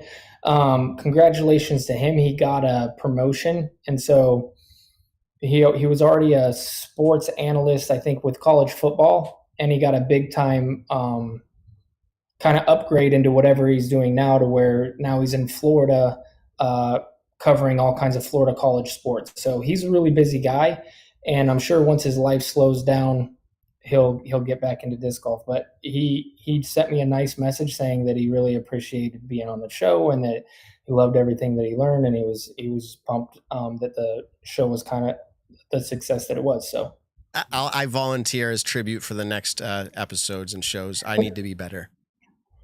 We're taking Matt from the Nick and Matt show. We're going to make him a scratch golfer. Can we do the group lesson? You, me, and Ben? Yeah. Paul can come on the show every week. He can just have his spot, promote whatever he wants, and then we get a lesson out of it. Perfect. All right. Sounds like a fair deal to me. Yeah. Well, actually, Nick had something, but I have something to also add in. Yeah, go ahead. Okay. Well, I'll share a little bit about my past. I was actually a ski instructor for during high school and college. But what's interesting about that is every Saturday before the ski area opened, us as ski instructors would get essentially lessons on how to teach better. And then there was also a national organization called Professional Ski Instructors of America, and they would certify people, and they would have higher up instructors who would then come and test your skills as a teacher. What do you think disc golf can do in that sense? Is that something that should be PDGA driven, where there's essentially a coaching institute, or is that something that you can see where I'm getting with this maybe a little bit is like, how can we push forward with that? Maybe by a player doing stuff like that. It's funny. That's what my institute's going to be all about. I'm working on it right now to where I'm going to be coming up with a curriculum and trying to train other coaches to where you can go to that one website and then, get the same curriculum that I teach. People can take classes to get coached by the institute and then be able to teach it, in Ohio if they're there, or maybe like Brad Schick will sign up and be a certified coach under that curriculum and be able to teach there. So that's one of the things that really drove me to starting the institute. That's the main goal. And one of the main reasons I did Scratch to Scratch was to prove concept that, hey, I'm good at this. The curriculum that I teach works, and you get better fast. And then, I'm getting together a big group of individuals to really kind of dive into the biomechanics of disc golf to make sure that the things that I am trying to teach right now are correct, and correct changes all the time. So having somebody like that, kind of back your work is really important. I'm trying to get sports psychologists on board, like the whole thing. So that's why I was smiling as you're saying it. I'm like, dang, you're making me drop this right now. But we're working hard to kind of get that moving forward, because that's something that I really want to do. And the institute, once it launches, we're going to give a big percentage of that to the foundation, which will hopefully help college kids, and then maybe even help coaches from college, get a little better educated in how to teach and everything. I think that's how we're going to not only get the sport to grow, but get people better down the line. Because just like we were saying, like how you're going to have to get your local guy at the course, buy him a couple beers in order to show you how to putt or whatever. That's what it was when I was a kid. Like it was like, yeah, if you give me a Coors Light, I'll teach you what I know. Yeah. And I'm like, all right, can't do that. That's awesome to hear too, because like you're not a good teacher of disc golf just because you're good at disc golf, not just because you've been playing for however long. Like honestly, Simon Lazat says that, by the way. Simon says that publicly. He's like, I can't teach it. I can see it, but I can't teach it. Yeah, and as a big soccer fan, that's well known that like hiring a former player isn't the best manager. Like sometimes you want to hire the best coach. He could have been a former, or she could have been a former player, but not necessarily. So you could have someone who's, overthrow disc golf could be an 890 player and just isn't that good, but knows how to teach. Absolutely. And that's what it is being able to teach people who then go be successful. That's how you get famous with coaching. Like the guy who coached Tiger, like, was he the best player? I guarantee he wasn't beating Tiger, but he trusted him, to help him with his swing and become better. And you're right. The best players are usually actually not the best coaches. Like, they just aren't. We got Overthrow in the chat who Evan just referred to, and he's like, hey, he's like, I'm not 890 rated. I have no clue. Oh my goodness, what's his? I know Mikey. I don't remember that. Josh. Oh my, I'm so sorry, Josh. I don't. I have no clue Josh's rating. He could be way better or way worse than 890. I have no clue. I've watched a great teacher. I've watched a few of his shots on camera, and I'm just gonna say we know every shot that happens on camera, right, Uli? It's how good you actually are. You throw a bad shot, that's how good you actually are. So those practice rounds are awesome, dude. I am a fan. I do enjoy those almost more than a full round of coverage. I sit down and I'm casually enjoying my time. And I told before you got on, I said, one of the funniest lines that me and my son laugh about still to this day, and I don't know why. I mean, it probably wasn't even the funniest thing, but it was, I want to say it was up in Portland. I want to say that's where it was. And you guys were playing, it was front half of the practice round, and someone said, Big Germ says something like, oh, you're being a bully. You're Bullyberry, bully. And he's going on and on. It's just like, to this day, I'll say that to my son. I'll be like, Bullyberry. It's just really funny. So like, I just love those things that you guys get to do there. And it's a blast watching you. I hope you're able to heal up. We've kept you for a while, but I have a question. Would you stick around for another 10 minutes if you were to play a game with us called Stat or Fiction? I'm in. Okay. If you don't mind, also, I don't know if you're into jerky at all, but we are going to, because you're on the Nick and Matt show, we're going to craft you. We're going to gift you some Double G Craft jerky. In fact, either you can send me an address to have it shipped to. We've got a couple packages coming your way, or you can reach out directly to Double G Craft Jerky and tell them, hey, I was on the Nick and Matt show and I get free jerky apparently. And we'll hook that up. I love that. I love the jerky, man. That stuff's yummy. Okay, we're passing it around here, and I feel bad because Paul's going to watch me take a bite. But give me some. Have you ever tried this jerky, Paul? Of course you have. It's so good. They have 7 flavors, and I'm enjoying one right now. My mouth is watering. McBeast Barbecue, Original, Hot Boom Sauce, Teriyaki, Smashed Cracked Pepper, Garlic Lover's Dream, Paul's Max Weight. Paul, there you go. Paul's Max Weight. I am max weight right now, so... What would be, this is funny, this was not planned, what would be your flavor of choice? Are any of those your flavor of choice? Or if you were to pick your own flavor and to create it right now? Doesn't have to be a name. It could be a name. I mean, What's the flavor? It has to be some sort of berry, you know? Blueberry. I don't know. Yeah. Something. Berry flavored beef jerky. Because there's sweet teriyaki and stuff, and there's probably like a sweet cherry teriyaki or something. Give in the chat, give us your best. Berry teriyaki. Berry terry. Berry teriyaki. Berry teriyaki. All right. So they do provide to charities. Every purchase, if you do of Paul Macbeth, or I think each bag, it says each bag. Paul Macbeth Foundation, Double G Children's Foundation, doing great things. You can get jerky subscriptions. They'll send you jerky on a regular basis. And I know over at Stat Mando, Evans told me that they have Hans, one of their stat guys. Yep. Does the subscription. You can get wholesales. They do player packs. The hat I'm wearing is part of one of their player packs, but you get jerky, and who doesn't want jerky during the middle of a round? What do you think of this flavor real quick, Ben, Evan? This is the Smashed Cracked Pepper. It's good. Honestly, like if you... I was going to talk, but I was okay. Yeah, you got to finish chewing.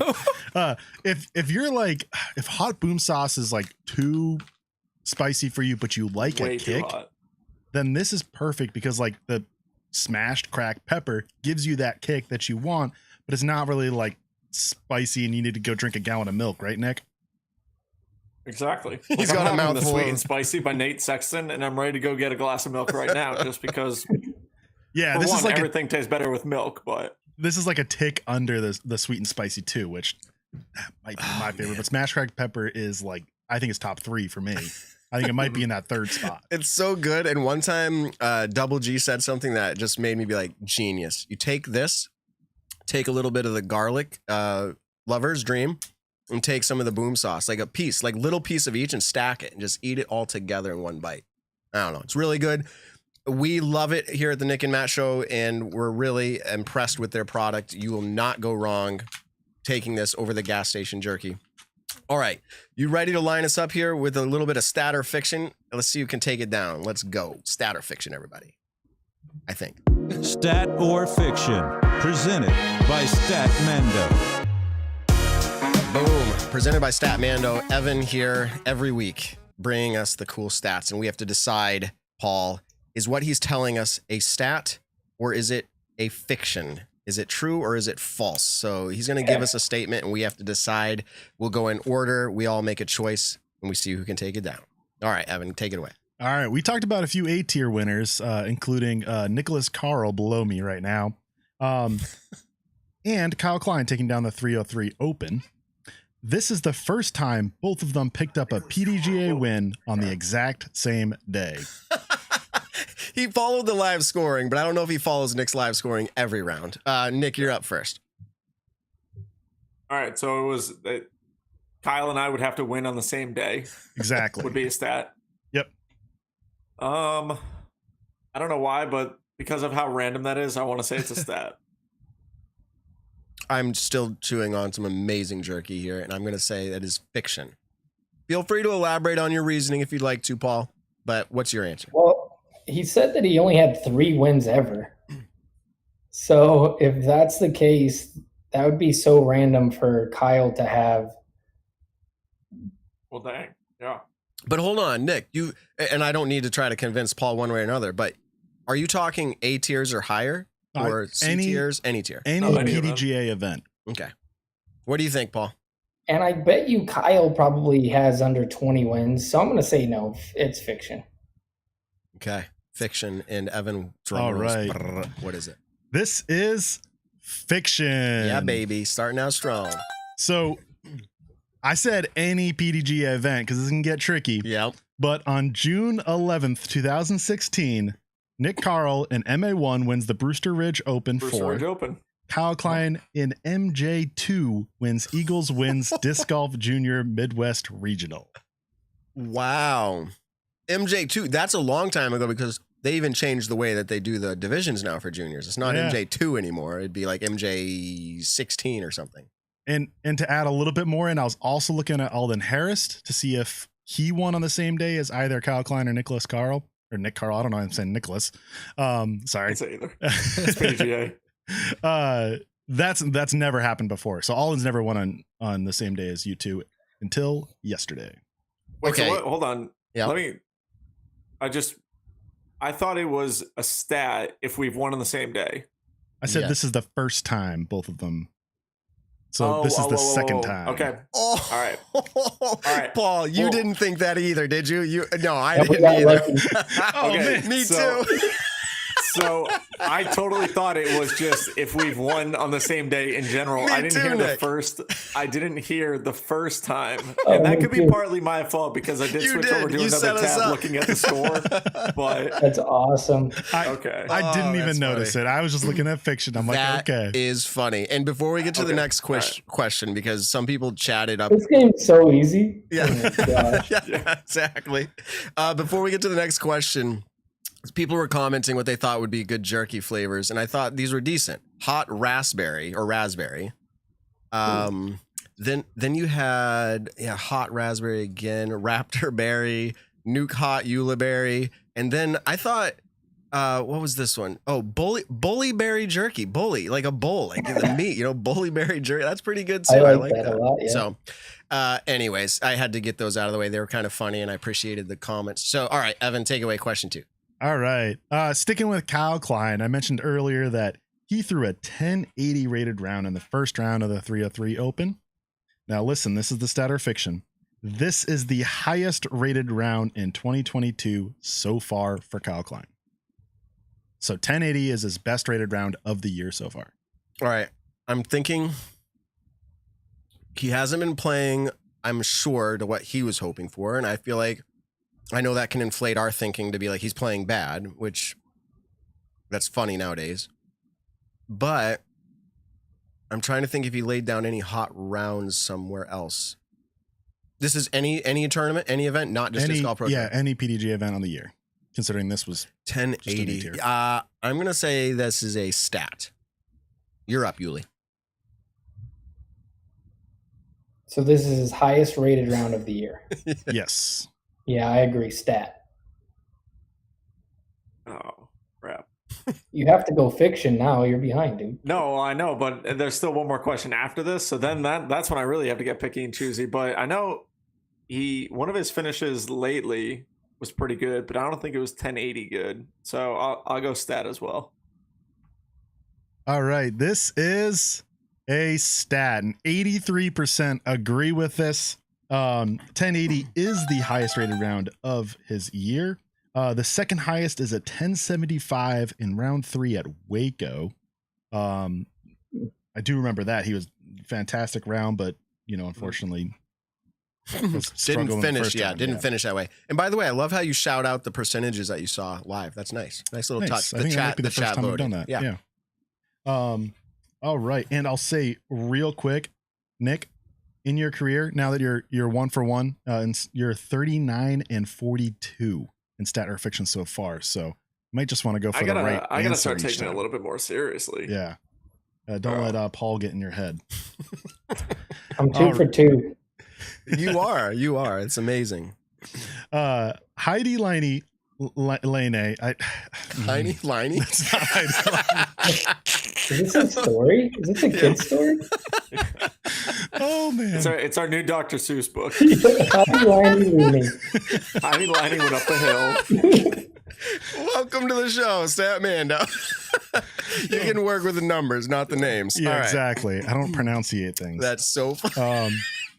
I'm even if I pronounced it better than I just did, it's still probably going to be wrong. But Heidi Laney. Oh my goodness. Okay. So this player.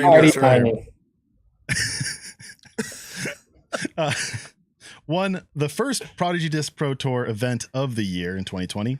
This is her first ever Prodigy Disc Pro Tour win of her career. First time she's ever won a Prodigy Disc Pro Tour event. Prodigy Disc, or is this European Tour? This is Prodigy Disc Pro Tour. So you said she played the first one in 2020, and this is her first win now in 2022? She won yesterday at the Helsinki Prodigy Disc Pro Tour, the first event of the year. She won this one. I'm saying that is her first Prodigy Disc Pro Tour win of her career. Is that true, stat, or fiction, Paul? First of her career. I'm going to say fiction because I feel like Kristen Tatar travels a lot, therefore leaving Estonia open for her to take down wins. So I'm gonna say it's fiction. Okay, fiction. I think she's good enough to win it, to have won before. Well, I have to go stat because if I'm going to gain a point, then I have to go opposite of him. So stat. The chat, or I should say maybe the live chat doesn't mind, Nick, but later the comments that we get post show, people hate when we just make our choices so we can try to win. Oh, based on. All right. Well, okay. So let me elaborate on it. I've never heard of her before, and that's probably just me not paying as much attention to the European or Prodigy Disc Golf Tour as I should be. Wait, it has to be a Prodigy Tour? Yeah, Prodigy Disc Pro Tour win. I'm pretty sure this is the first year they've ever been. This is the first year of the European Pro Tour. The Prodigy Disc Pro Tour has been around for 4 or so years now. It's kind of like the Finnish national tour. I'll stick with my. It's a Finnish national. What? I don't know if it's officially that. I'm pretty sure it's only events in Finland. In the last couple of years, it's been the best fields in Europe besides the European Open or. Crap! I gotta change my answer to stat then. State. Oh damn it! Now I gotta change it to fiction. I was just gonna say yeah. Well, I'm going to say it's a fiction because I've heard of her before and she's incredible at disc golf. And so she has won multiple events. And the live chat is now saying you need to write down your questions. Yeah, and 65%. I'm looking like I get phone a friend here in a way, or poll the audience. I'm seeing the numbers of the audience, and it's right about up the middle there. So like, this is going to be incredible. It's either going to be a tie. I think I'm going to go. We're going to have a playoff. I think. Well, no, I don't know. Let's see. You guess the same as Paul, and I'm right. Then we go. Yeah, I'm going to try to guess the right answer, not based off of playoffs. Let's see. My answer is going to be that. No, she's done this before. Which is. Yeah, tell me what that is. She's done it before, which means that's a fiction. No, I said this is her first Prodigy Disc Pro Tour win of her career. So it's fiction. So if you say no, she has won or multiple before. Fiction. It'd be fiction. Yeah, that's okay. Fiction. Fiction. Yeah. All right, everyone agree with that? Answer's locked in. Yep. All right. I'm just kidding. Yeah, go ahead. This is fiction. She has won one Prodigy Disc Pro Tour event before this past weekend. And that was actually the last time she played a Prodigy Disc Pro Tour. It was the 5th one of last year of Heinola. So does she just come out and dominate wherever she plays? No, she's played 15 Prodigy Disc Pro Tour events now. She has won the past 2, but finished 5th, 6th, 4th, 3rd. A lot of podiums, or I mean top 6. I don't know how many people are in the field, but no wins until the last 2. So now she's at 2 career. She's also played a few Euro tours and then played the first European Pro Tour. Finished well, but not taking home the win. Notably, I thought you were talking about the Euro Tour. Well, so it would be the second of those 2. Sponsored by Prodigy. I led you on with that one. I said, "Is this the Euro Tour?" I'll give you a quick note. Over the offseason, Stan Mando and Andrew Fish ran the One True Champion. It was posted on Ulti World, which is starting back from the very first Worlds in FPO. And then if you win, you get the crown, and it travels to whatever event the winner holder plays next. Heidi Leine took home the crown from Heinola last year and held it all winter long. So even when Kristen Tatar, Evelina Salonen, Henel Blomroos came over from Europe, they didn't own the crown. Heidi did. So it stayed in Europe. That's so cool. Rachel Turton owns it now from the first European Pro Tour event. If you are not satisfied with the information you're getting on the Nick and Matt show, I mean, you are not getting this anywhere else. I mean, the humor, the fun, the entertainment. Dion told me the stat the other day that was pretty cool that I'm going to share with you guys. Yes. Do it. And it is that I've beat more unique players than any person ever. Wow, that is actually a very cool one. We get a shirt. Yeah. That was like so cool when he texted me that. He's like, "Hey, just so you know, like you beat more players than any person ever." Wow. I'm like, what? So is Paul the Iron Man of professional disc golf? You know, they had AC Green in basketball, Cal Ripken. Is Paul Ulibarri the Iron Man of professional disc golf? I would say that that title would have to go to Brian Schweberger. Okay. Yeah. Yeah. You know, but that is actually an incredible thing. And the fun part is with people like Stat Mando, we're able to pull those things up where we would have been sitting there forever trying to do that in the past. It's impossible. You just throw it in. You'd be like, I'm throwing it in the fire. I can't do this anymore. And I'll give you the numbers. It's 5,872 unique players. That's what it is too. It's once you beat a person once, you beat them forever, essentially. Did he ever beat me? And is there any way for you to find this? I played in a Vibram Open, okay? And I'm sure, I'm guessing. Then yes, he beat you. No, but you were at every Vibram Open, I'm assuming? I was, first Vibram Open was 2007, I think. Listening with the dates. That's just, I mean, I know you played it, but 2007. And that was this was before they provided the AM side. And I said, I'm going to play. And yes, you beat me if you were there, and I'm assuming you did. I just thought that'd be a fun stat also. You beat me, you beat Nick. Fifth place right that year. You beat me, you beat Nick. I don't know if you ever beat Evan or Ben, but we'll make that happen sometime. Brian Schweberger's in the chat. He said, "Thanks, Yuli." What a coincidence. Dang, our show brings the fire. Brian Schweberger, everybody in the chat. The man. We should find a way to let him call in. He deserves it, man. That guy, I'm telling you, he plays like every weekend. Yeah. And he usually wins every weekend. Right. He literally just picked up another win. Right. I know the grind, but I'm not winning. That's so crazy how good he is. How do you say this and not offend every listener? But you're like, hey, if you're a disc golfer who like has done really well in the world of disc golf, like let us know you listen. That's cool for us. And then there you say Brian, and boop, there he is. It's just like we're just gonna wait. We're just gonna wait for Simon to message. Yeah, Simon will message. Hey, I'm here too, and we'll just have a big party. So yeah. And you know what, Mac? In the 2011 Vibram Open, you finished 141st. How many? Third place, Paul Ulibarri finished. Paul Ulibarri finished third place. I said that really well. You beat me by 139 or 38. 160 total players. Hey, I beat 20 people just about. I thought I was worse than that. Including a Nick Economos. Whoa. Nice. That's my claim to fame, everybody. So, all right. I'm curious, how much did Yuli beat you by? Because last year, I want to come back on the show. This is a round event. I'm going to guess this is a stat or fiction. Well, stat or fiction. How many rounds was the event? 4. 3. And also, stat or fiction, did you make the cut? No. Well, absolutely not. Yeah, no. I can do I'm math just thinking right here. because last year when we did Worlds, it was 5 rounds. I placed 43rd, and I still got beat by 30 strokes. Well, so it's like, what, I'll say this. In round 2, you only lost by 9 strokes to Yuli. In round 1, I got to carry some ones and stuff, but 82 minus 56. So what is that, 26? There's lots of reasons I'm laughing, but someone said that's not really Brian Schweberger. Someone just went and changed their name when you brought him up.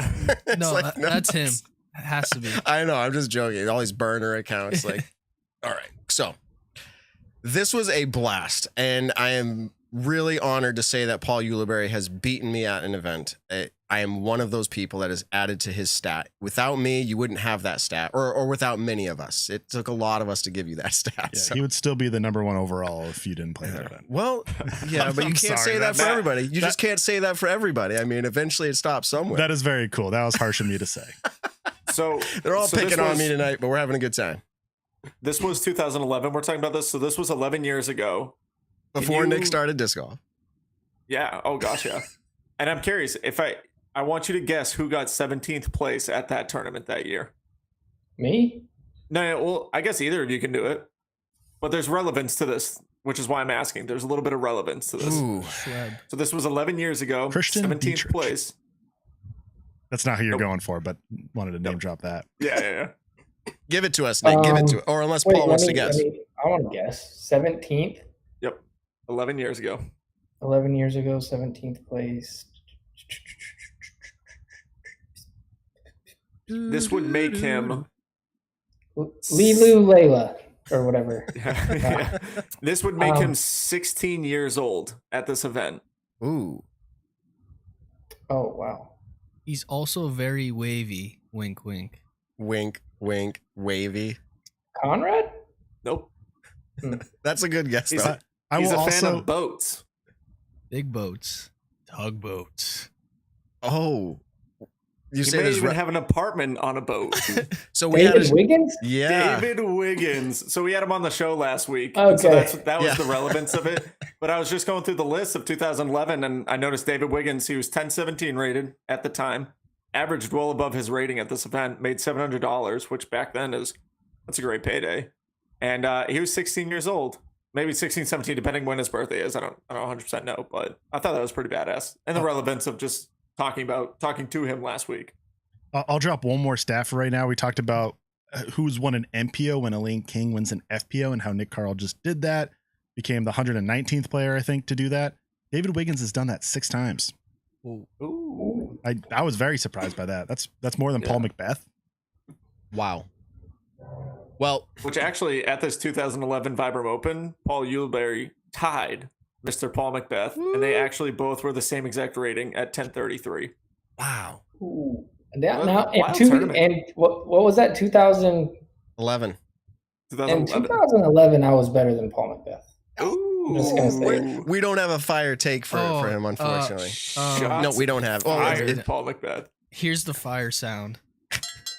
So there was actually.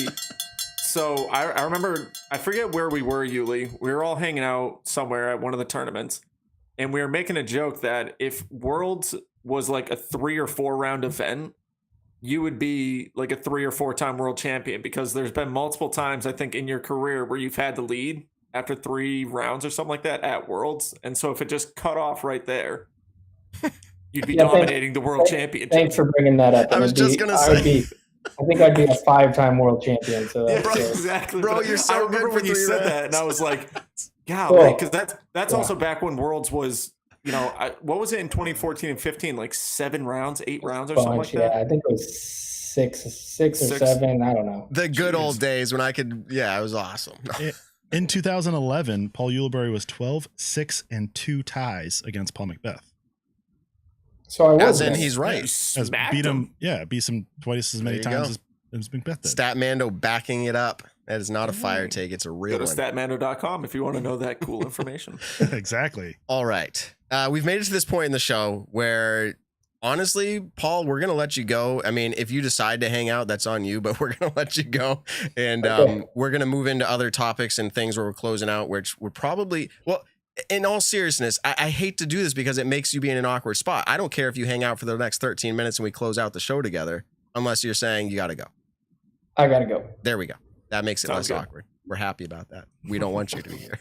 I really appreciate you guys having me on. I'd love to come on again sometime if you guys. We'll make you a regular. How about that? And absolutely. This was awesome. I love watching what you guys do. I love all the guests that come on here. Schwebby, hi out there, and I'm sure my mom's watching. I hope she. I didn't tell her I was on here. I should have. She can watch she should be following us on Instagram, so she might be watching. She would know. So, but if she's out there, happy Mother's Day, Mom. I love you, and I'll catch you guys later. I appreciate it. Appreciate it. If Paul, there's any cool things coming out with your institution or foundation, hit us up. We'd love to have you on. Talk about it. I'd love that. Appreciate it, dude. Heal up, man. We look forward to seeing you out there soon. All right. Have a good evening. All right, everybody. Paul Ulibarri. That was a good time. And I should have, I could have just let him go, not put him in an awkward spot. And I've done this before. I'll work on it. But it's like, I see him being like, oh, like, really? I gotta go? And I'm like, yeah, you gotta go. And then I'm like, well, you can stay. All right, let's do this. I just cracked open, as if we were doing jerky. I opened the jar of this Hempfield Botanicals. And this Hempfield Botanicals here, I'll hold up the lid. The lid, let's see if I can get it to focus. And it's so bright in here. I'm doing it reverse, but there's the little logo on it. This little container for those listening are like, what is he doing? There's salve in here. And the salve, I actually am going to put some on right now because my wrist, I have like a tendinitis issue in my right wrist. And it's funny, we're talking with Paul about, injuries and laying off it. Well, I'm not a pro disc golfer and I don't have a long career that I've got to continue with. And so I like to throw whenever I can. And Hempfield Botanicals helps me feel better after the rounds. Genuinely does, with a great smell, including the chapstick. Now, you have this Hempfield muscle recovery in a little squirt container. I don't know what you want to call it, pump container.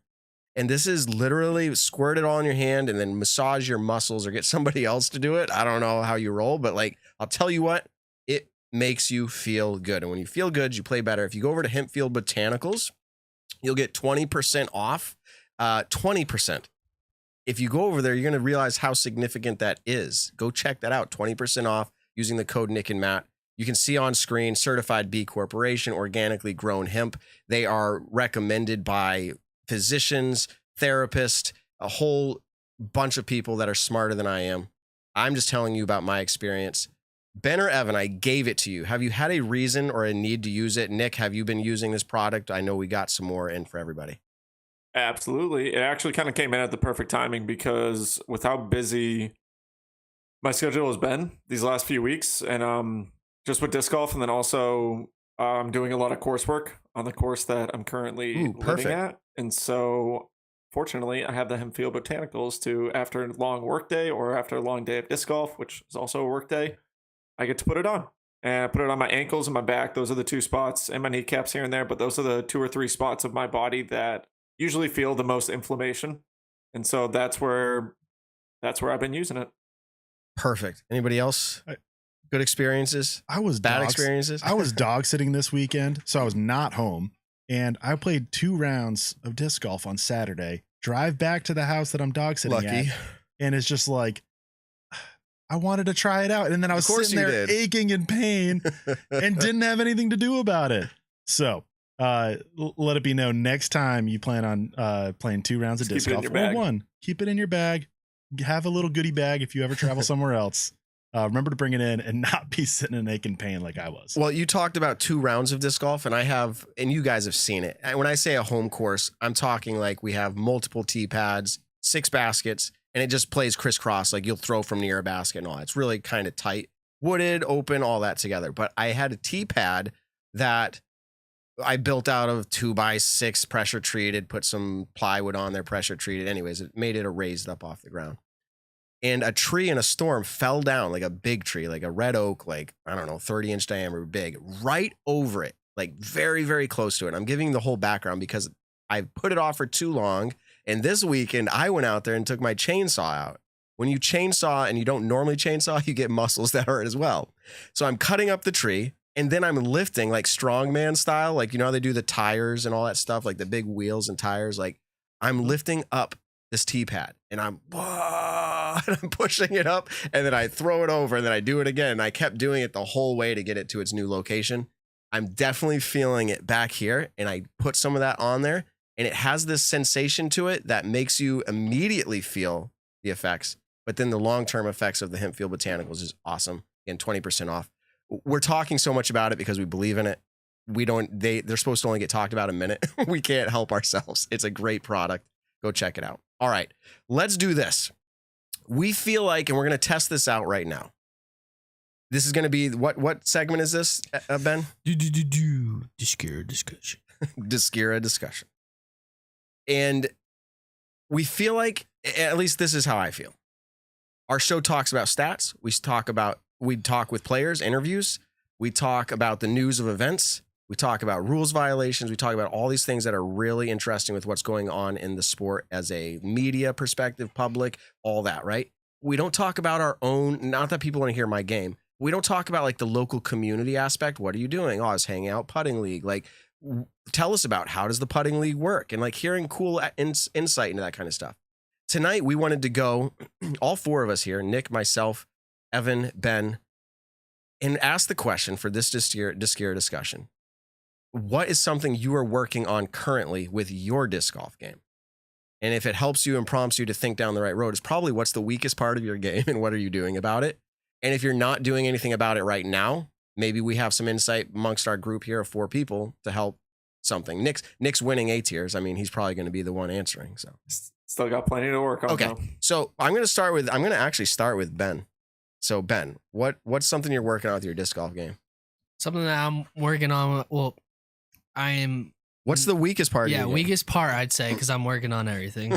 Right now is up shots, but not any up shots. Backhand up shots. My forehand touch shot I feel is pretty solid for like my rating, whatever. But my backhand up shots, sometimes they're awesome. Sometimes I just shank them to the ground. Really? Yeah. On a backhand? On a back, if it's just like I just gotta learn the like I don't know I guess the brevity of my throw to make it not as long, to kind of throw it a little softer, but also having control and without having to reach back all the way and do that whole thing. Because I think that when I do that, that's when I really shank. This is exactly what we were looking for. Your introspection to what you think you're doing wrong. So you think you're reaching back too far, like you're doing like a full reach back on your up shots is what you're saying. Yeah, I wouldn't say I'm doing that. I'm just trying to learn to make it shorter and to be able to do an up shot without having to reach back. I wouldn't say I do that every single time, but I'm trying to make it consistent enough that I can do like a little Simon, like how he brings it like 2 feet in front of his chest and just like, you can't do what Simon does. I'm sorry. No, that's not what I meant, but you know what I'm saying? Like how he kind of like briefs his throw. I charge about 200 an hour, Ben. So I'll be back in a couple weeks. If you're, I'm just kidding. I'll give you a free lesson when we all hang out. I was just gonna say, actually, let's put this out there now. We haven't put out a graphic yet, but May 27. That's a Friday evening. We don't have an exact time, but it's probably gonna be about 5 o'clock in that range. We might be there a little earlier, but like 5 o'clock is probably gonna be a start time. We're planning at this point to hit up where Meadowbrook. And this is at an apple orchard, and it's a pretty cool course. We're going to figure out what we want to do there. It might be something along the lines of everybody versus us four. And like every hole, like we play like one of our shots and everybody else gets to pick somebody to play. Like we draw names. We're going to try to do a fun Nick and Matt hangout time so we can all be together. If we bring 20, 30, 40 people, it is what it is. We'll figure it out. But May 27th, put it on your calendar. We're going to start sharing more information, but it's going to be in central Massachusetts area, a little bit north of Worcester, but that should be fun. All right, Nick, what's the part of your game you're working on?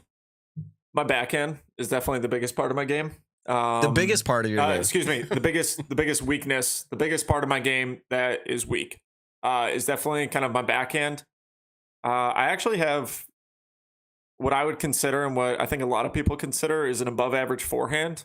It's not the Would you most say flashy. top five? Top five in the world? No, gosh, no. Paul Ulibarri style? Not that good. And you know, when I say like an above average one, it's like I forehand better than most people in the local aspect of things. And then on the road, like I have a lot of confidence in my forehand. I get pretty good distance with it. You know, I can push a forehand pretty far. I don't know exactly how far, but I have a lot of confidence with it off the tee, whether it's a flex line, a hyzer, or just a dead straight shot with a nuke. I just have a lot of confidence with it. And putting, I put the most work into my putting. It's the easiest thing to practice, and so I definitely get the most work with that. But backhand, I still have. What are you doing with your backhand? Like, what are you trying to do to correct it? Like, we talked about coaches and all that stuff, but like, what are you doing? Yeah. So for me personally, it was kind of like, you know, I was trying to develop a form that compacted my body a little more to try to create more accuracy. And what I learned was, you know, I'm accurate, but I'm not explosive and I'm not throwing that far. And so what I've been trying to do now is kind of change up my form a little bit to where, you know, I'll drop my left hand a little bit quicker off the disc, or I really won't put it on the disc at all now.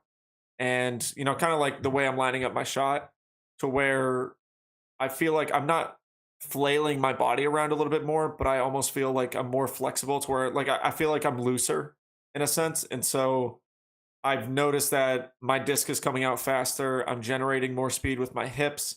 I'm planting, like a lot of things that Paul has told me, you know, Paul Macbeth has told me over the years of like really focusing on your plant foot, not opening up your foot too wide. Like I'm taking a lot of time to kind of really think about my shot, and it's getting better. Obviously, it's not like I lack full confidence in it. I mean, a majority of my shots this past weekend were backhands. I'm obsessed with throwing buzzes, and so any backhand buzz shot I feel confident in. It's more so when I get to distance drivers, I definitely don't have near the confidence I do with a putter or mid range. And so right now I'm actually kind of dialing things back to see how far I can push a buzz without completely flipping it over. Like, what distance can I get if I throw this 80% to 100%, and then I'll move up to a fairway driver. And what I'm noticing a lot right now is, in all reality, I'm pushing Onyxes almost just as far as I am distance drivers. Yeah. But it's a lot easier. You know, it's a lot more controllable. I'm doing it more consistent. Every so often, I'll get a really good rip with a Zeus or a nuke to where it was like, oh, holy crap, that actually went pretty far. Definitely further than how I've thrown in the past. But it's not nearly as consistent. And but so Onyxes go far, Nick. Onyxes go far. It's a hard comparison. Oh, Onyxes, boom. Onyxes are awesome. So that's my biggest part of the game right now that I'm working on is backhands. All right, we need to get you a coach. I'll volunteer for that because obviously, you know, I don't have anything I'm working on. If I want to learn the turnover, I'll come to you. Just the force of the Nico. Yeah, exactly. Yeah, I'll go to Matt Graham for the Nico. That being said, and I say this to you every time, and every disc golfer will say, hey, I'm getting better. And then every time it happens, it doesn't get better. But in all seriousness, this question and this discussion came to my mind today because I have been working hard. And I'm talking like by myself, mentally, trying to fix what I know the issues are. And for me, And some of you may relate. And I heard somebody the other day relate to me, and I was like, you struggle with this too? I typically would throw before my foot was actually planted. When I say throw, I'm not actually saying it's coming out of my hand before my foot's planted. That would be crazy. I'm starting we'll say the pulling motion, like putting my elbow forward before my foot is officially planted. And when you do that, your timing's all off now. And now your hips are starting to rotate early. And now you're not going to be able to generate the throw power because your arm's going to be lagging behind. And so for me, I wasn't getting a lot of power. And things were coming out. When they would come out early left, I told myself, Matt, you're not planting your foot. And it would just happen and happen. And it felt weird. It felt almost as weird as when like I would go from like fixing it felt weird. I mean, like I would be like put your foot down and then throw. And I remember switching from a fan grip to a power grip back in the day, and it felt so weird. I was like, this just feels wrong. And I'm kind of in that phase right now where it feels wrong.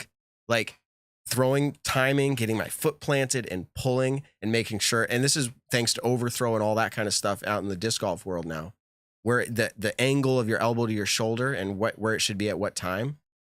And obviously thanks to things like DG Max Wax and all of that, like I am feeling like I am throwing much further and more accurately because I'm not getting this rounding issue as much. And I'm not fixed. Mm-hmm.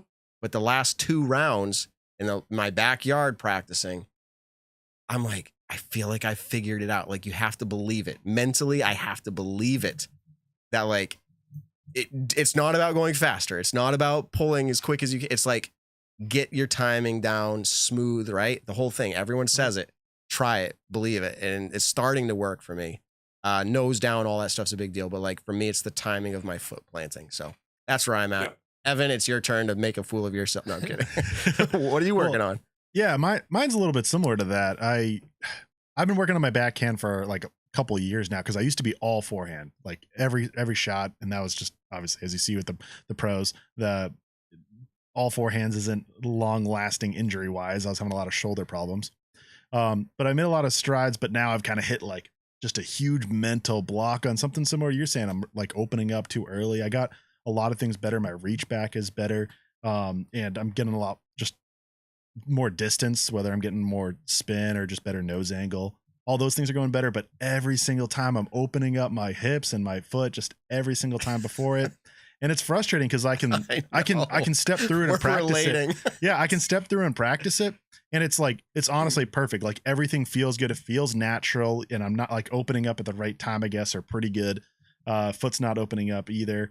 And then it's once I know I'm throwing, everything goes out the window. And if I do like, don't do it, it's like and it like jitters and it feels all bad. And so I'm working on that. And of course, while you're working on that, other things come up. I just played around with Ben and Ben was posting some stuff in the story and we were watching it back and I'm like, oh my goodness, like what am I doing on this hole? I had a fantastic throw, so it worked, but Ben's like, yeah, you're over there doing disco. Like, yeah, you literally have a disco throw.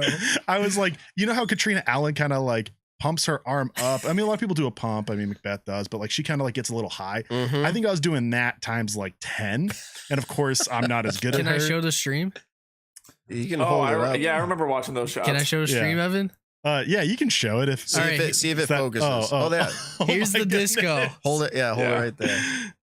Yeah, that's a really high reach. Yeah. Yeah, I went up there and then I would go back. Right. And I think my reach back was decent. And then like everything else was great. It's just doing a lot of extra motion beforehand. Yeah. And I think I was putting a lot too. Yeah, I was focusing on other things. And so I was doing that and then we noticed it. And then like my next 2 rounds, I'm just focusing on not doing that. And it was really easy to fix. It just once you know it. But opening up has been trouble. But I'll switch topics real quick and say it like a different mental thing I'm working on too. Besides just form is just trying to get more birdies. I think like that's obviously easier said than done, right? I'm laughing because we all try to do. Of course. But listen to me, like as in like getting riskier with it, trying to like get a birdie, playing more like aggressive. Yeah, like I'm going to try to do this, to practice doing that, whether I do it. Yes. If I'm playing a tournament round or something, but to get in that mindset of getting birdies, even if I'm getting more bogeys, that's okay. I hit circle 2 a bunch, or if I get circle 1, I'm not a good enough putter to always get it done. So it's kind of a lot of things coming together, but just the mentality of like attack, get those birdies. If you have the skills, it works. Yeah. And we had Calvin say, We've had Calvin saying, I was going to toss this over to Nick because he's really in the Pro Tour scene. Calvin's like, we're trained to like attack for birdies on every hole. Like, Nick, what do you think?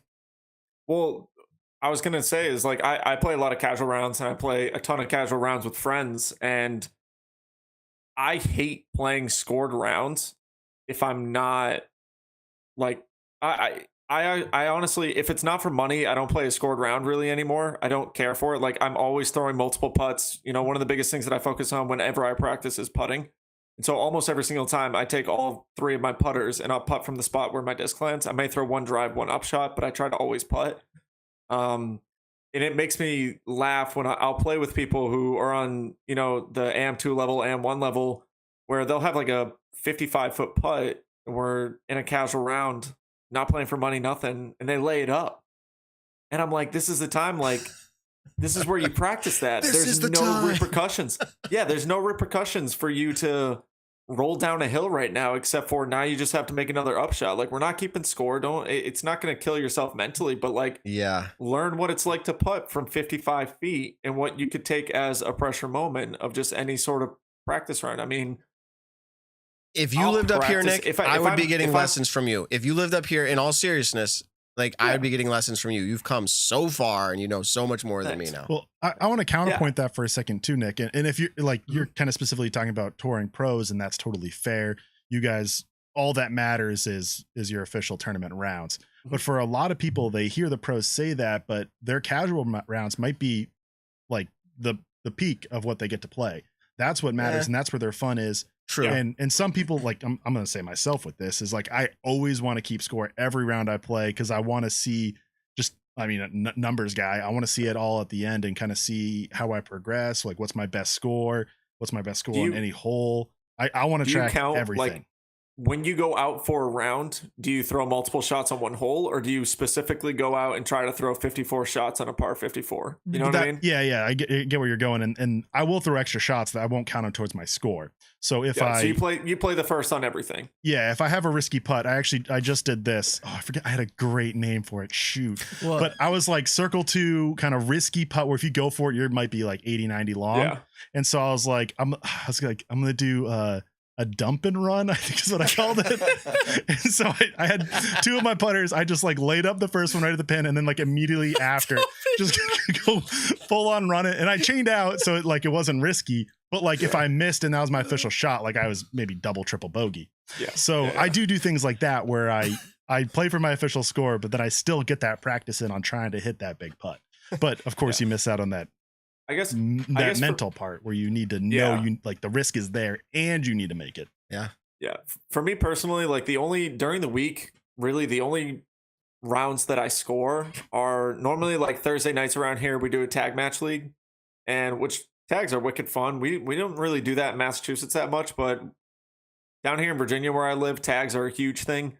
And so we'll have tag matches at a ton of the local courses. And so that's when I kind of get that competitive round, or if I'm playing doubles or something like that.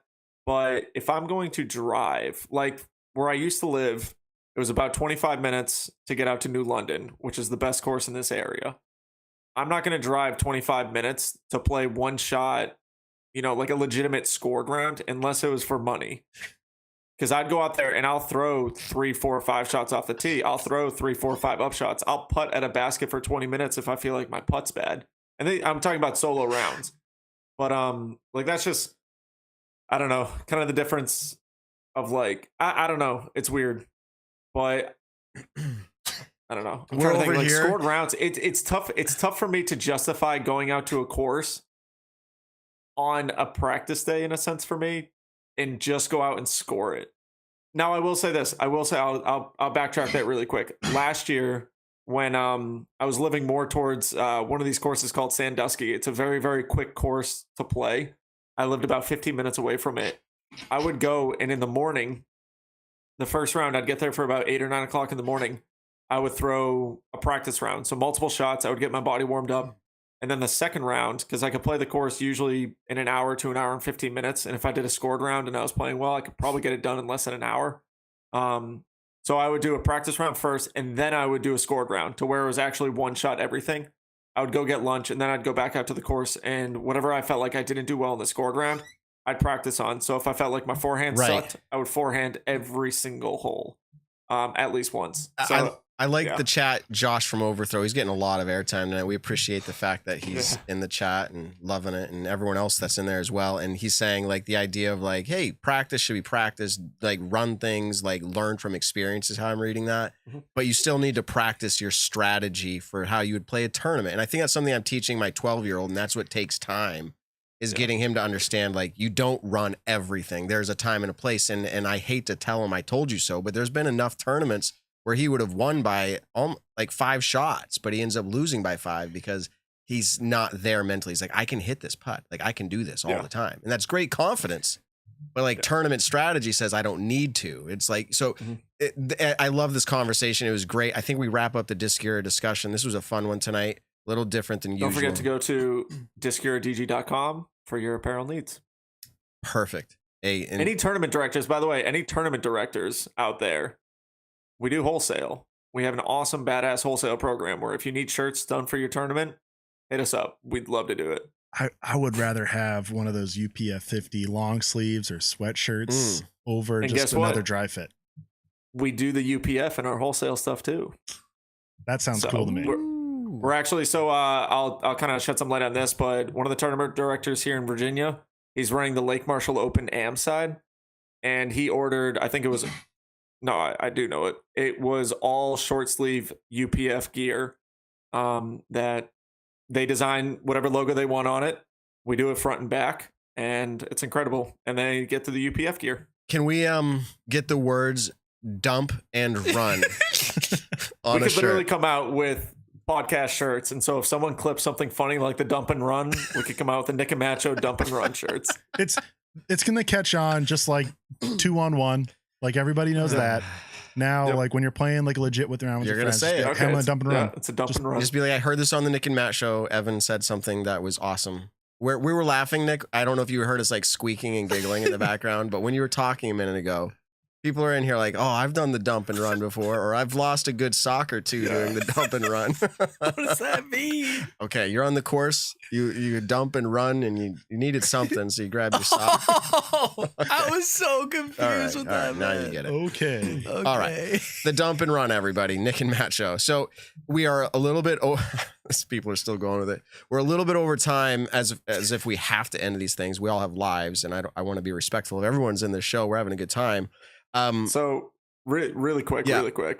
I'm in a group chat with me and the owners of Discura. Right. And one of my buddies just commented or like posted or texted the other one saying, yo, we need dump and run shirts for the show ASAP. So like my boy Josh, my buddy Josh, he listens to the show all the time, him and his son. And anyways, dump and run. I'll shoot you my address for the fee. Yeah. The licensing fee. Yeah. The finder's fee. Another fee. Oh, man. Another tax. That is funny. Yeah. I think we've had a lot of good shirt ideas in the show over the years. So we're over time, but we wrapped up the Discura discussion, which is great. Fantastic discussion tonight. I wanted to throw a few things out there. One is relevant to me because I have juniors who are playing disc golf and compete even at the world championship level. Interesting note, we're not going to get into it deep. Maybe it will come up again when we have updates for this. And I'm going to probably make it too simplistic here. But they invited, the PDGA invited 1,500 junior players who qualified. And they said, you have qualified, you are invited to participate in Junior Worlds. And I'm going to oversimplify this, and I'm not trying to bash the PDGA or anybody else, because where we're at in the sport right now, it would have been a little bit hard to know this, okay? But where we're at in the sport, this is also a great indicator of how the future should look. The registration opened for juniors this last week at 10:30 p.m. Eastern. Okay, so it's kind of late when it comes to the East Coast, but that's not the main point I'm making. It filled up with 276 players in 2.5 minutes. 104 players, not even in a week passing, are on the wait list. 104 players that were invited to Worlds. Is this a scenario where you get invited to Worlds and it's like, sorry, you weren't fast enough on the keyboard? Is that how World Championships should be? And again, I'm not bashing on this one. I'm hoping it's an indicator of how things will have to go in the future. There are some interesting things, like it's a combine this year out, not at Ledgestone, but at those courses in Peoria where they're running Masters Worlds, and there's 800 players sign up for Masters World the same week as juniors. Yeah. So they can't even take more combined. Yes. So I think hopefully this is an indicator that that's going to be impossible in the future, because I would like to even say as my closing thought that they will open up Worlds eventually by age division. And I know people are going to say they've tried this before and it's really tough, but eventually it's going to be like, and just so you know, MJ 18 is 18 and under. They're going to have a Worlds for MJ 18. It's not going to be combined with everybody, because eventually you're going to have 400 or 500 18-year-olds competing, right? And you couldn't do that all at the same time either with every other division. There's going to be 400 in the other division. So I just think this was really like interesting. I have hope. There's been a lot of feedback provided to the PDGA on this specifically. Like, hey, you invited these juniors and they didn't get in, and they're sitting on a wait list, but it's probably not going to move. That they're going to try to figure something out, but they might have their hands tied. Long story short, that happened. It's an exciting thing. I'll give it that way. It's exciting. It's really hard to tell my son that we were going to Worlds for the last year and then we missed it. Something will work out. And for what it's worth, I told him, I said, we don't make it to Worlds, which was very sad for him. If we don't, we're going to travel the US for 10 days, hitting up every course that you ever dreamed of. He goes, Idlewild first. And I'm like, okay, we're going to Idlewild. So like he's in his mind, he's picturing this journey across the US. So that almost sounds more fun to me. In some ways it is. Yeah, right. But he has a small chance, but he has a chance of winning a world title too. So it's like, it would be pretty cool to have that chance, but it will happen again. Yeah. So whether they open it up or they don't. But let me just end with this question, Nick and Evan. World Championships now, do you think if they put, let's just say, Nick, a cap on Worlds, which they do, and they said, you're invited, but who can register the fastest? Is that how World Championships should be? No. Like, how do you foresee it working in the future? Like by rating or by whatever? So let's say this. It's like if Champions Cup, if they sent out, let's say it's a 100% MPO field and they sent out 110 invites, that completely defeats the purpose of it, because now 10 people who got invited to this event are on the wait list. So, I mean, to be honest, I like how USCGC is, to where you got to qualify throughout the year, playing big events to qualify for that event. We're talking about the World Championships, which in a sense is the most prestigious event in the world when it comes to a player's kind of fame is almost dependent on a world championship. So I don't know. Yeah, I mean, I think there should be different requirements for it. Like, I got invited because I'm 1,000+ rated. You get invited, and that's the point. Is like there's criteria for getting invited, but my only recommendation, I want to hear Evan's point, is do that by, like, that's a qualification. Like, that's like, you have to meet this to be able to play at Worlds kind of thing. Just like they do for, you have to be a certified official. There's a lot of things, right? So you have to have played a certain amount of events. Okay. And they could say it's based off of points too, but you have to play a certain amount of events and get a certain amount of points. But if you're going to invite 1,500 and then not open it to 1,500, like, you need to have another criteria. So it's not just a registration speed game. And I'm saying, I would love for it to be, and hate me for this, highest rated in a division up till that division's full, whatever their capacity is. And if it doesn't fill with those players, now open it up to the next and just keep going down by the best players. I feel like a world championship should have a representation of the best players, not who registered the fastest. I'm sounding a little disgruntled, and I'm not upset. I'm just hoping it gets figured out eventually. I'm going to compare this for a second to how the Little League World Series operates, which is obviously vastly more popular. I think it has like tens of thousands of players each year from one age group, 12 year olds. But what happens there is you kind of have your town, or even part of a town team. You have to win kind of like a county-ish tournament. Then you have to win a regional tournament within your state. So we just do like Central Mass here. And then you have to win Massachusetts championship, and then you'd win like a New England championship. Yes. And then if you win the New Englands, then you get invited. And there's only like 8, 10, 12 regions from the United States invited. You represent New England, the Great Lakes, the Southeast, like the Pacific Northwest or something. I forget exactly what it is.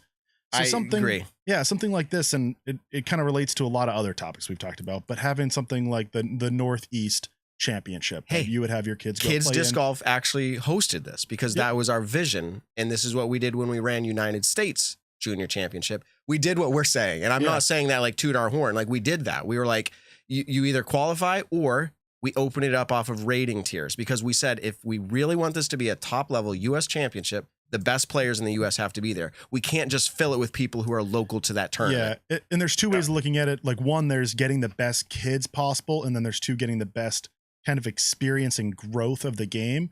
And I personally think if you just have a ratings cap, or I mean, not necessarily cap, but ratings tiered registration, you are getting the best kids in the game, but it might not be growing that competition and regionality. You might have a newer player who didn't get that rating up, or kids ratings are always crazy because to get a better rating, you want to play with adults. Like, there's so much to it. I agree. So like, I think a big push to get regional events after hearing this makes a lot of sense. Even if it's, let's say 3 in East, Central, and West. And if you finish top 50, you get an invite, and then it opens up to the top 80 after that, or something like that. I would rather see that. Let me close with this. The PDGA, there's a lot of things that we can debate about. Are they doing well or they're not? The sport has been growing at a fantastic rate in a way that's hard to keep up. I'm not justifying issues that they're having in some areas. It's hard to keep up. Same thing with juniors. In fact, if you go back 5 or 6 years, there wasn't even a junior worlds. It was not. Like, I had dreams when I started kids disc golf, we're going to be the first to do it. And then it was that year DD announced they were doing it. So I said, well, let's run the US championships. So it's newer. The nice thing when DD did it was that they said they weren't going to turn away any player because they weren't running an event at the same time. So I think lessons are learned here. Again, I feel like they're going to run a fantastic event, all these things. There's no animosity here. I'm in support. Nate Heinold's running it. We were, full disclosure, Kids Disc Golf actually put in a bid to run Worlds with Nate Heinold this year, 2022. We ended up not folding on Kids Disc Golf, but stay tuned for that. That's going to be interesting. I can't spill anything, but it's getting picked up by somebody else that's going to take it to the next level.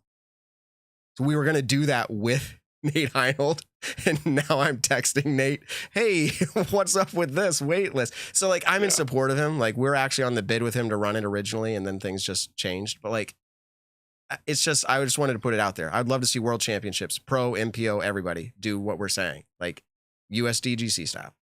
All right. Hopefully everyone, look at that. Our live chat went down. No, I'm kidding. It's like they all left. Matt started talking.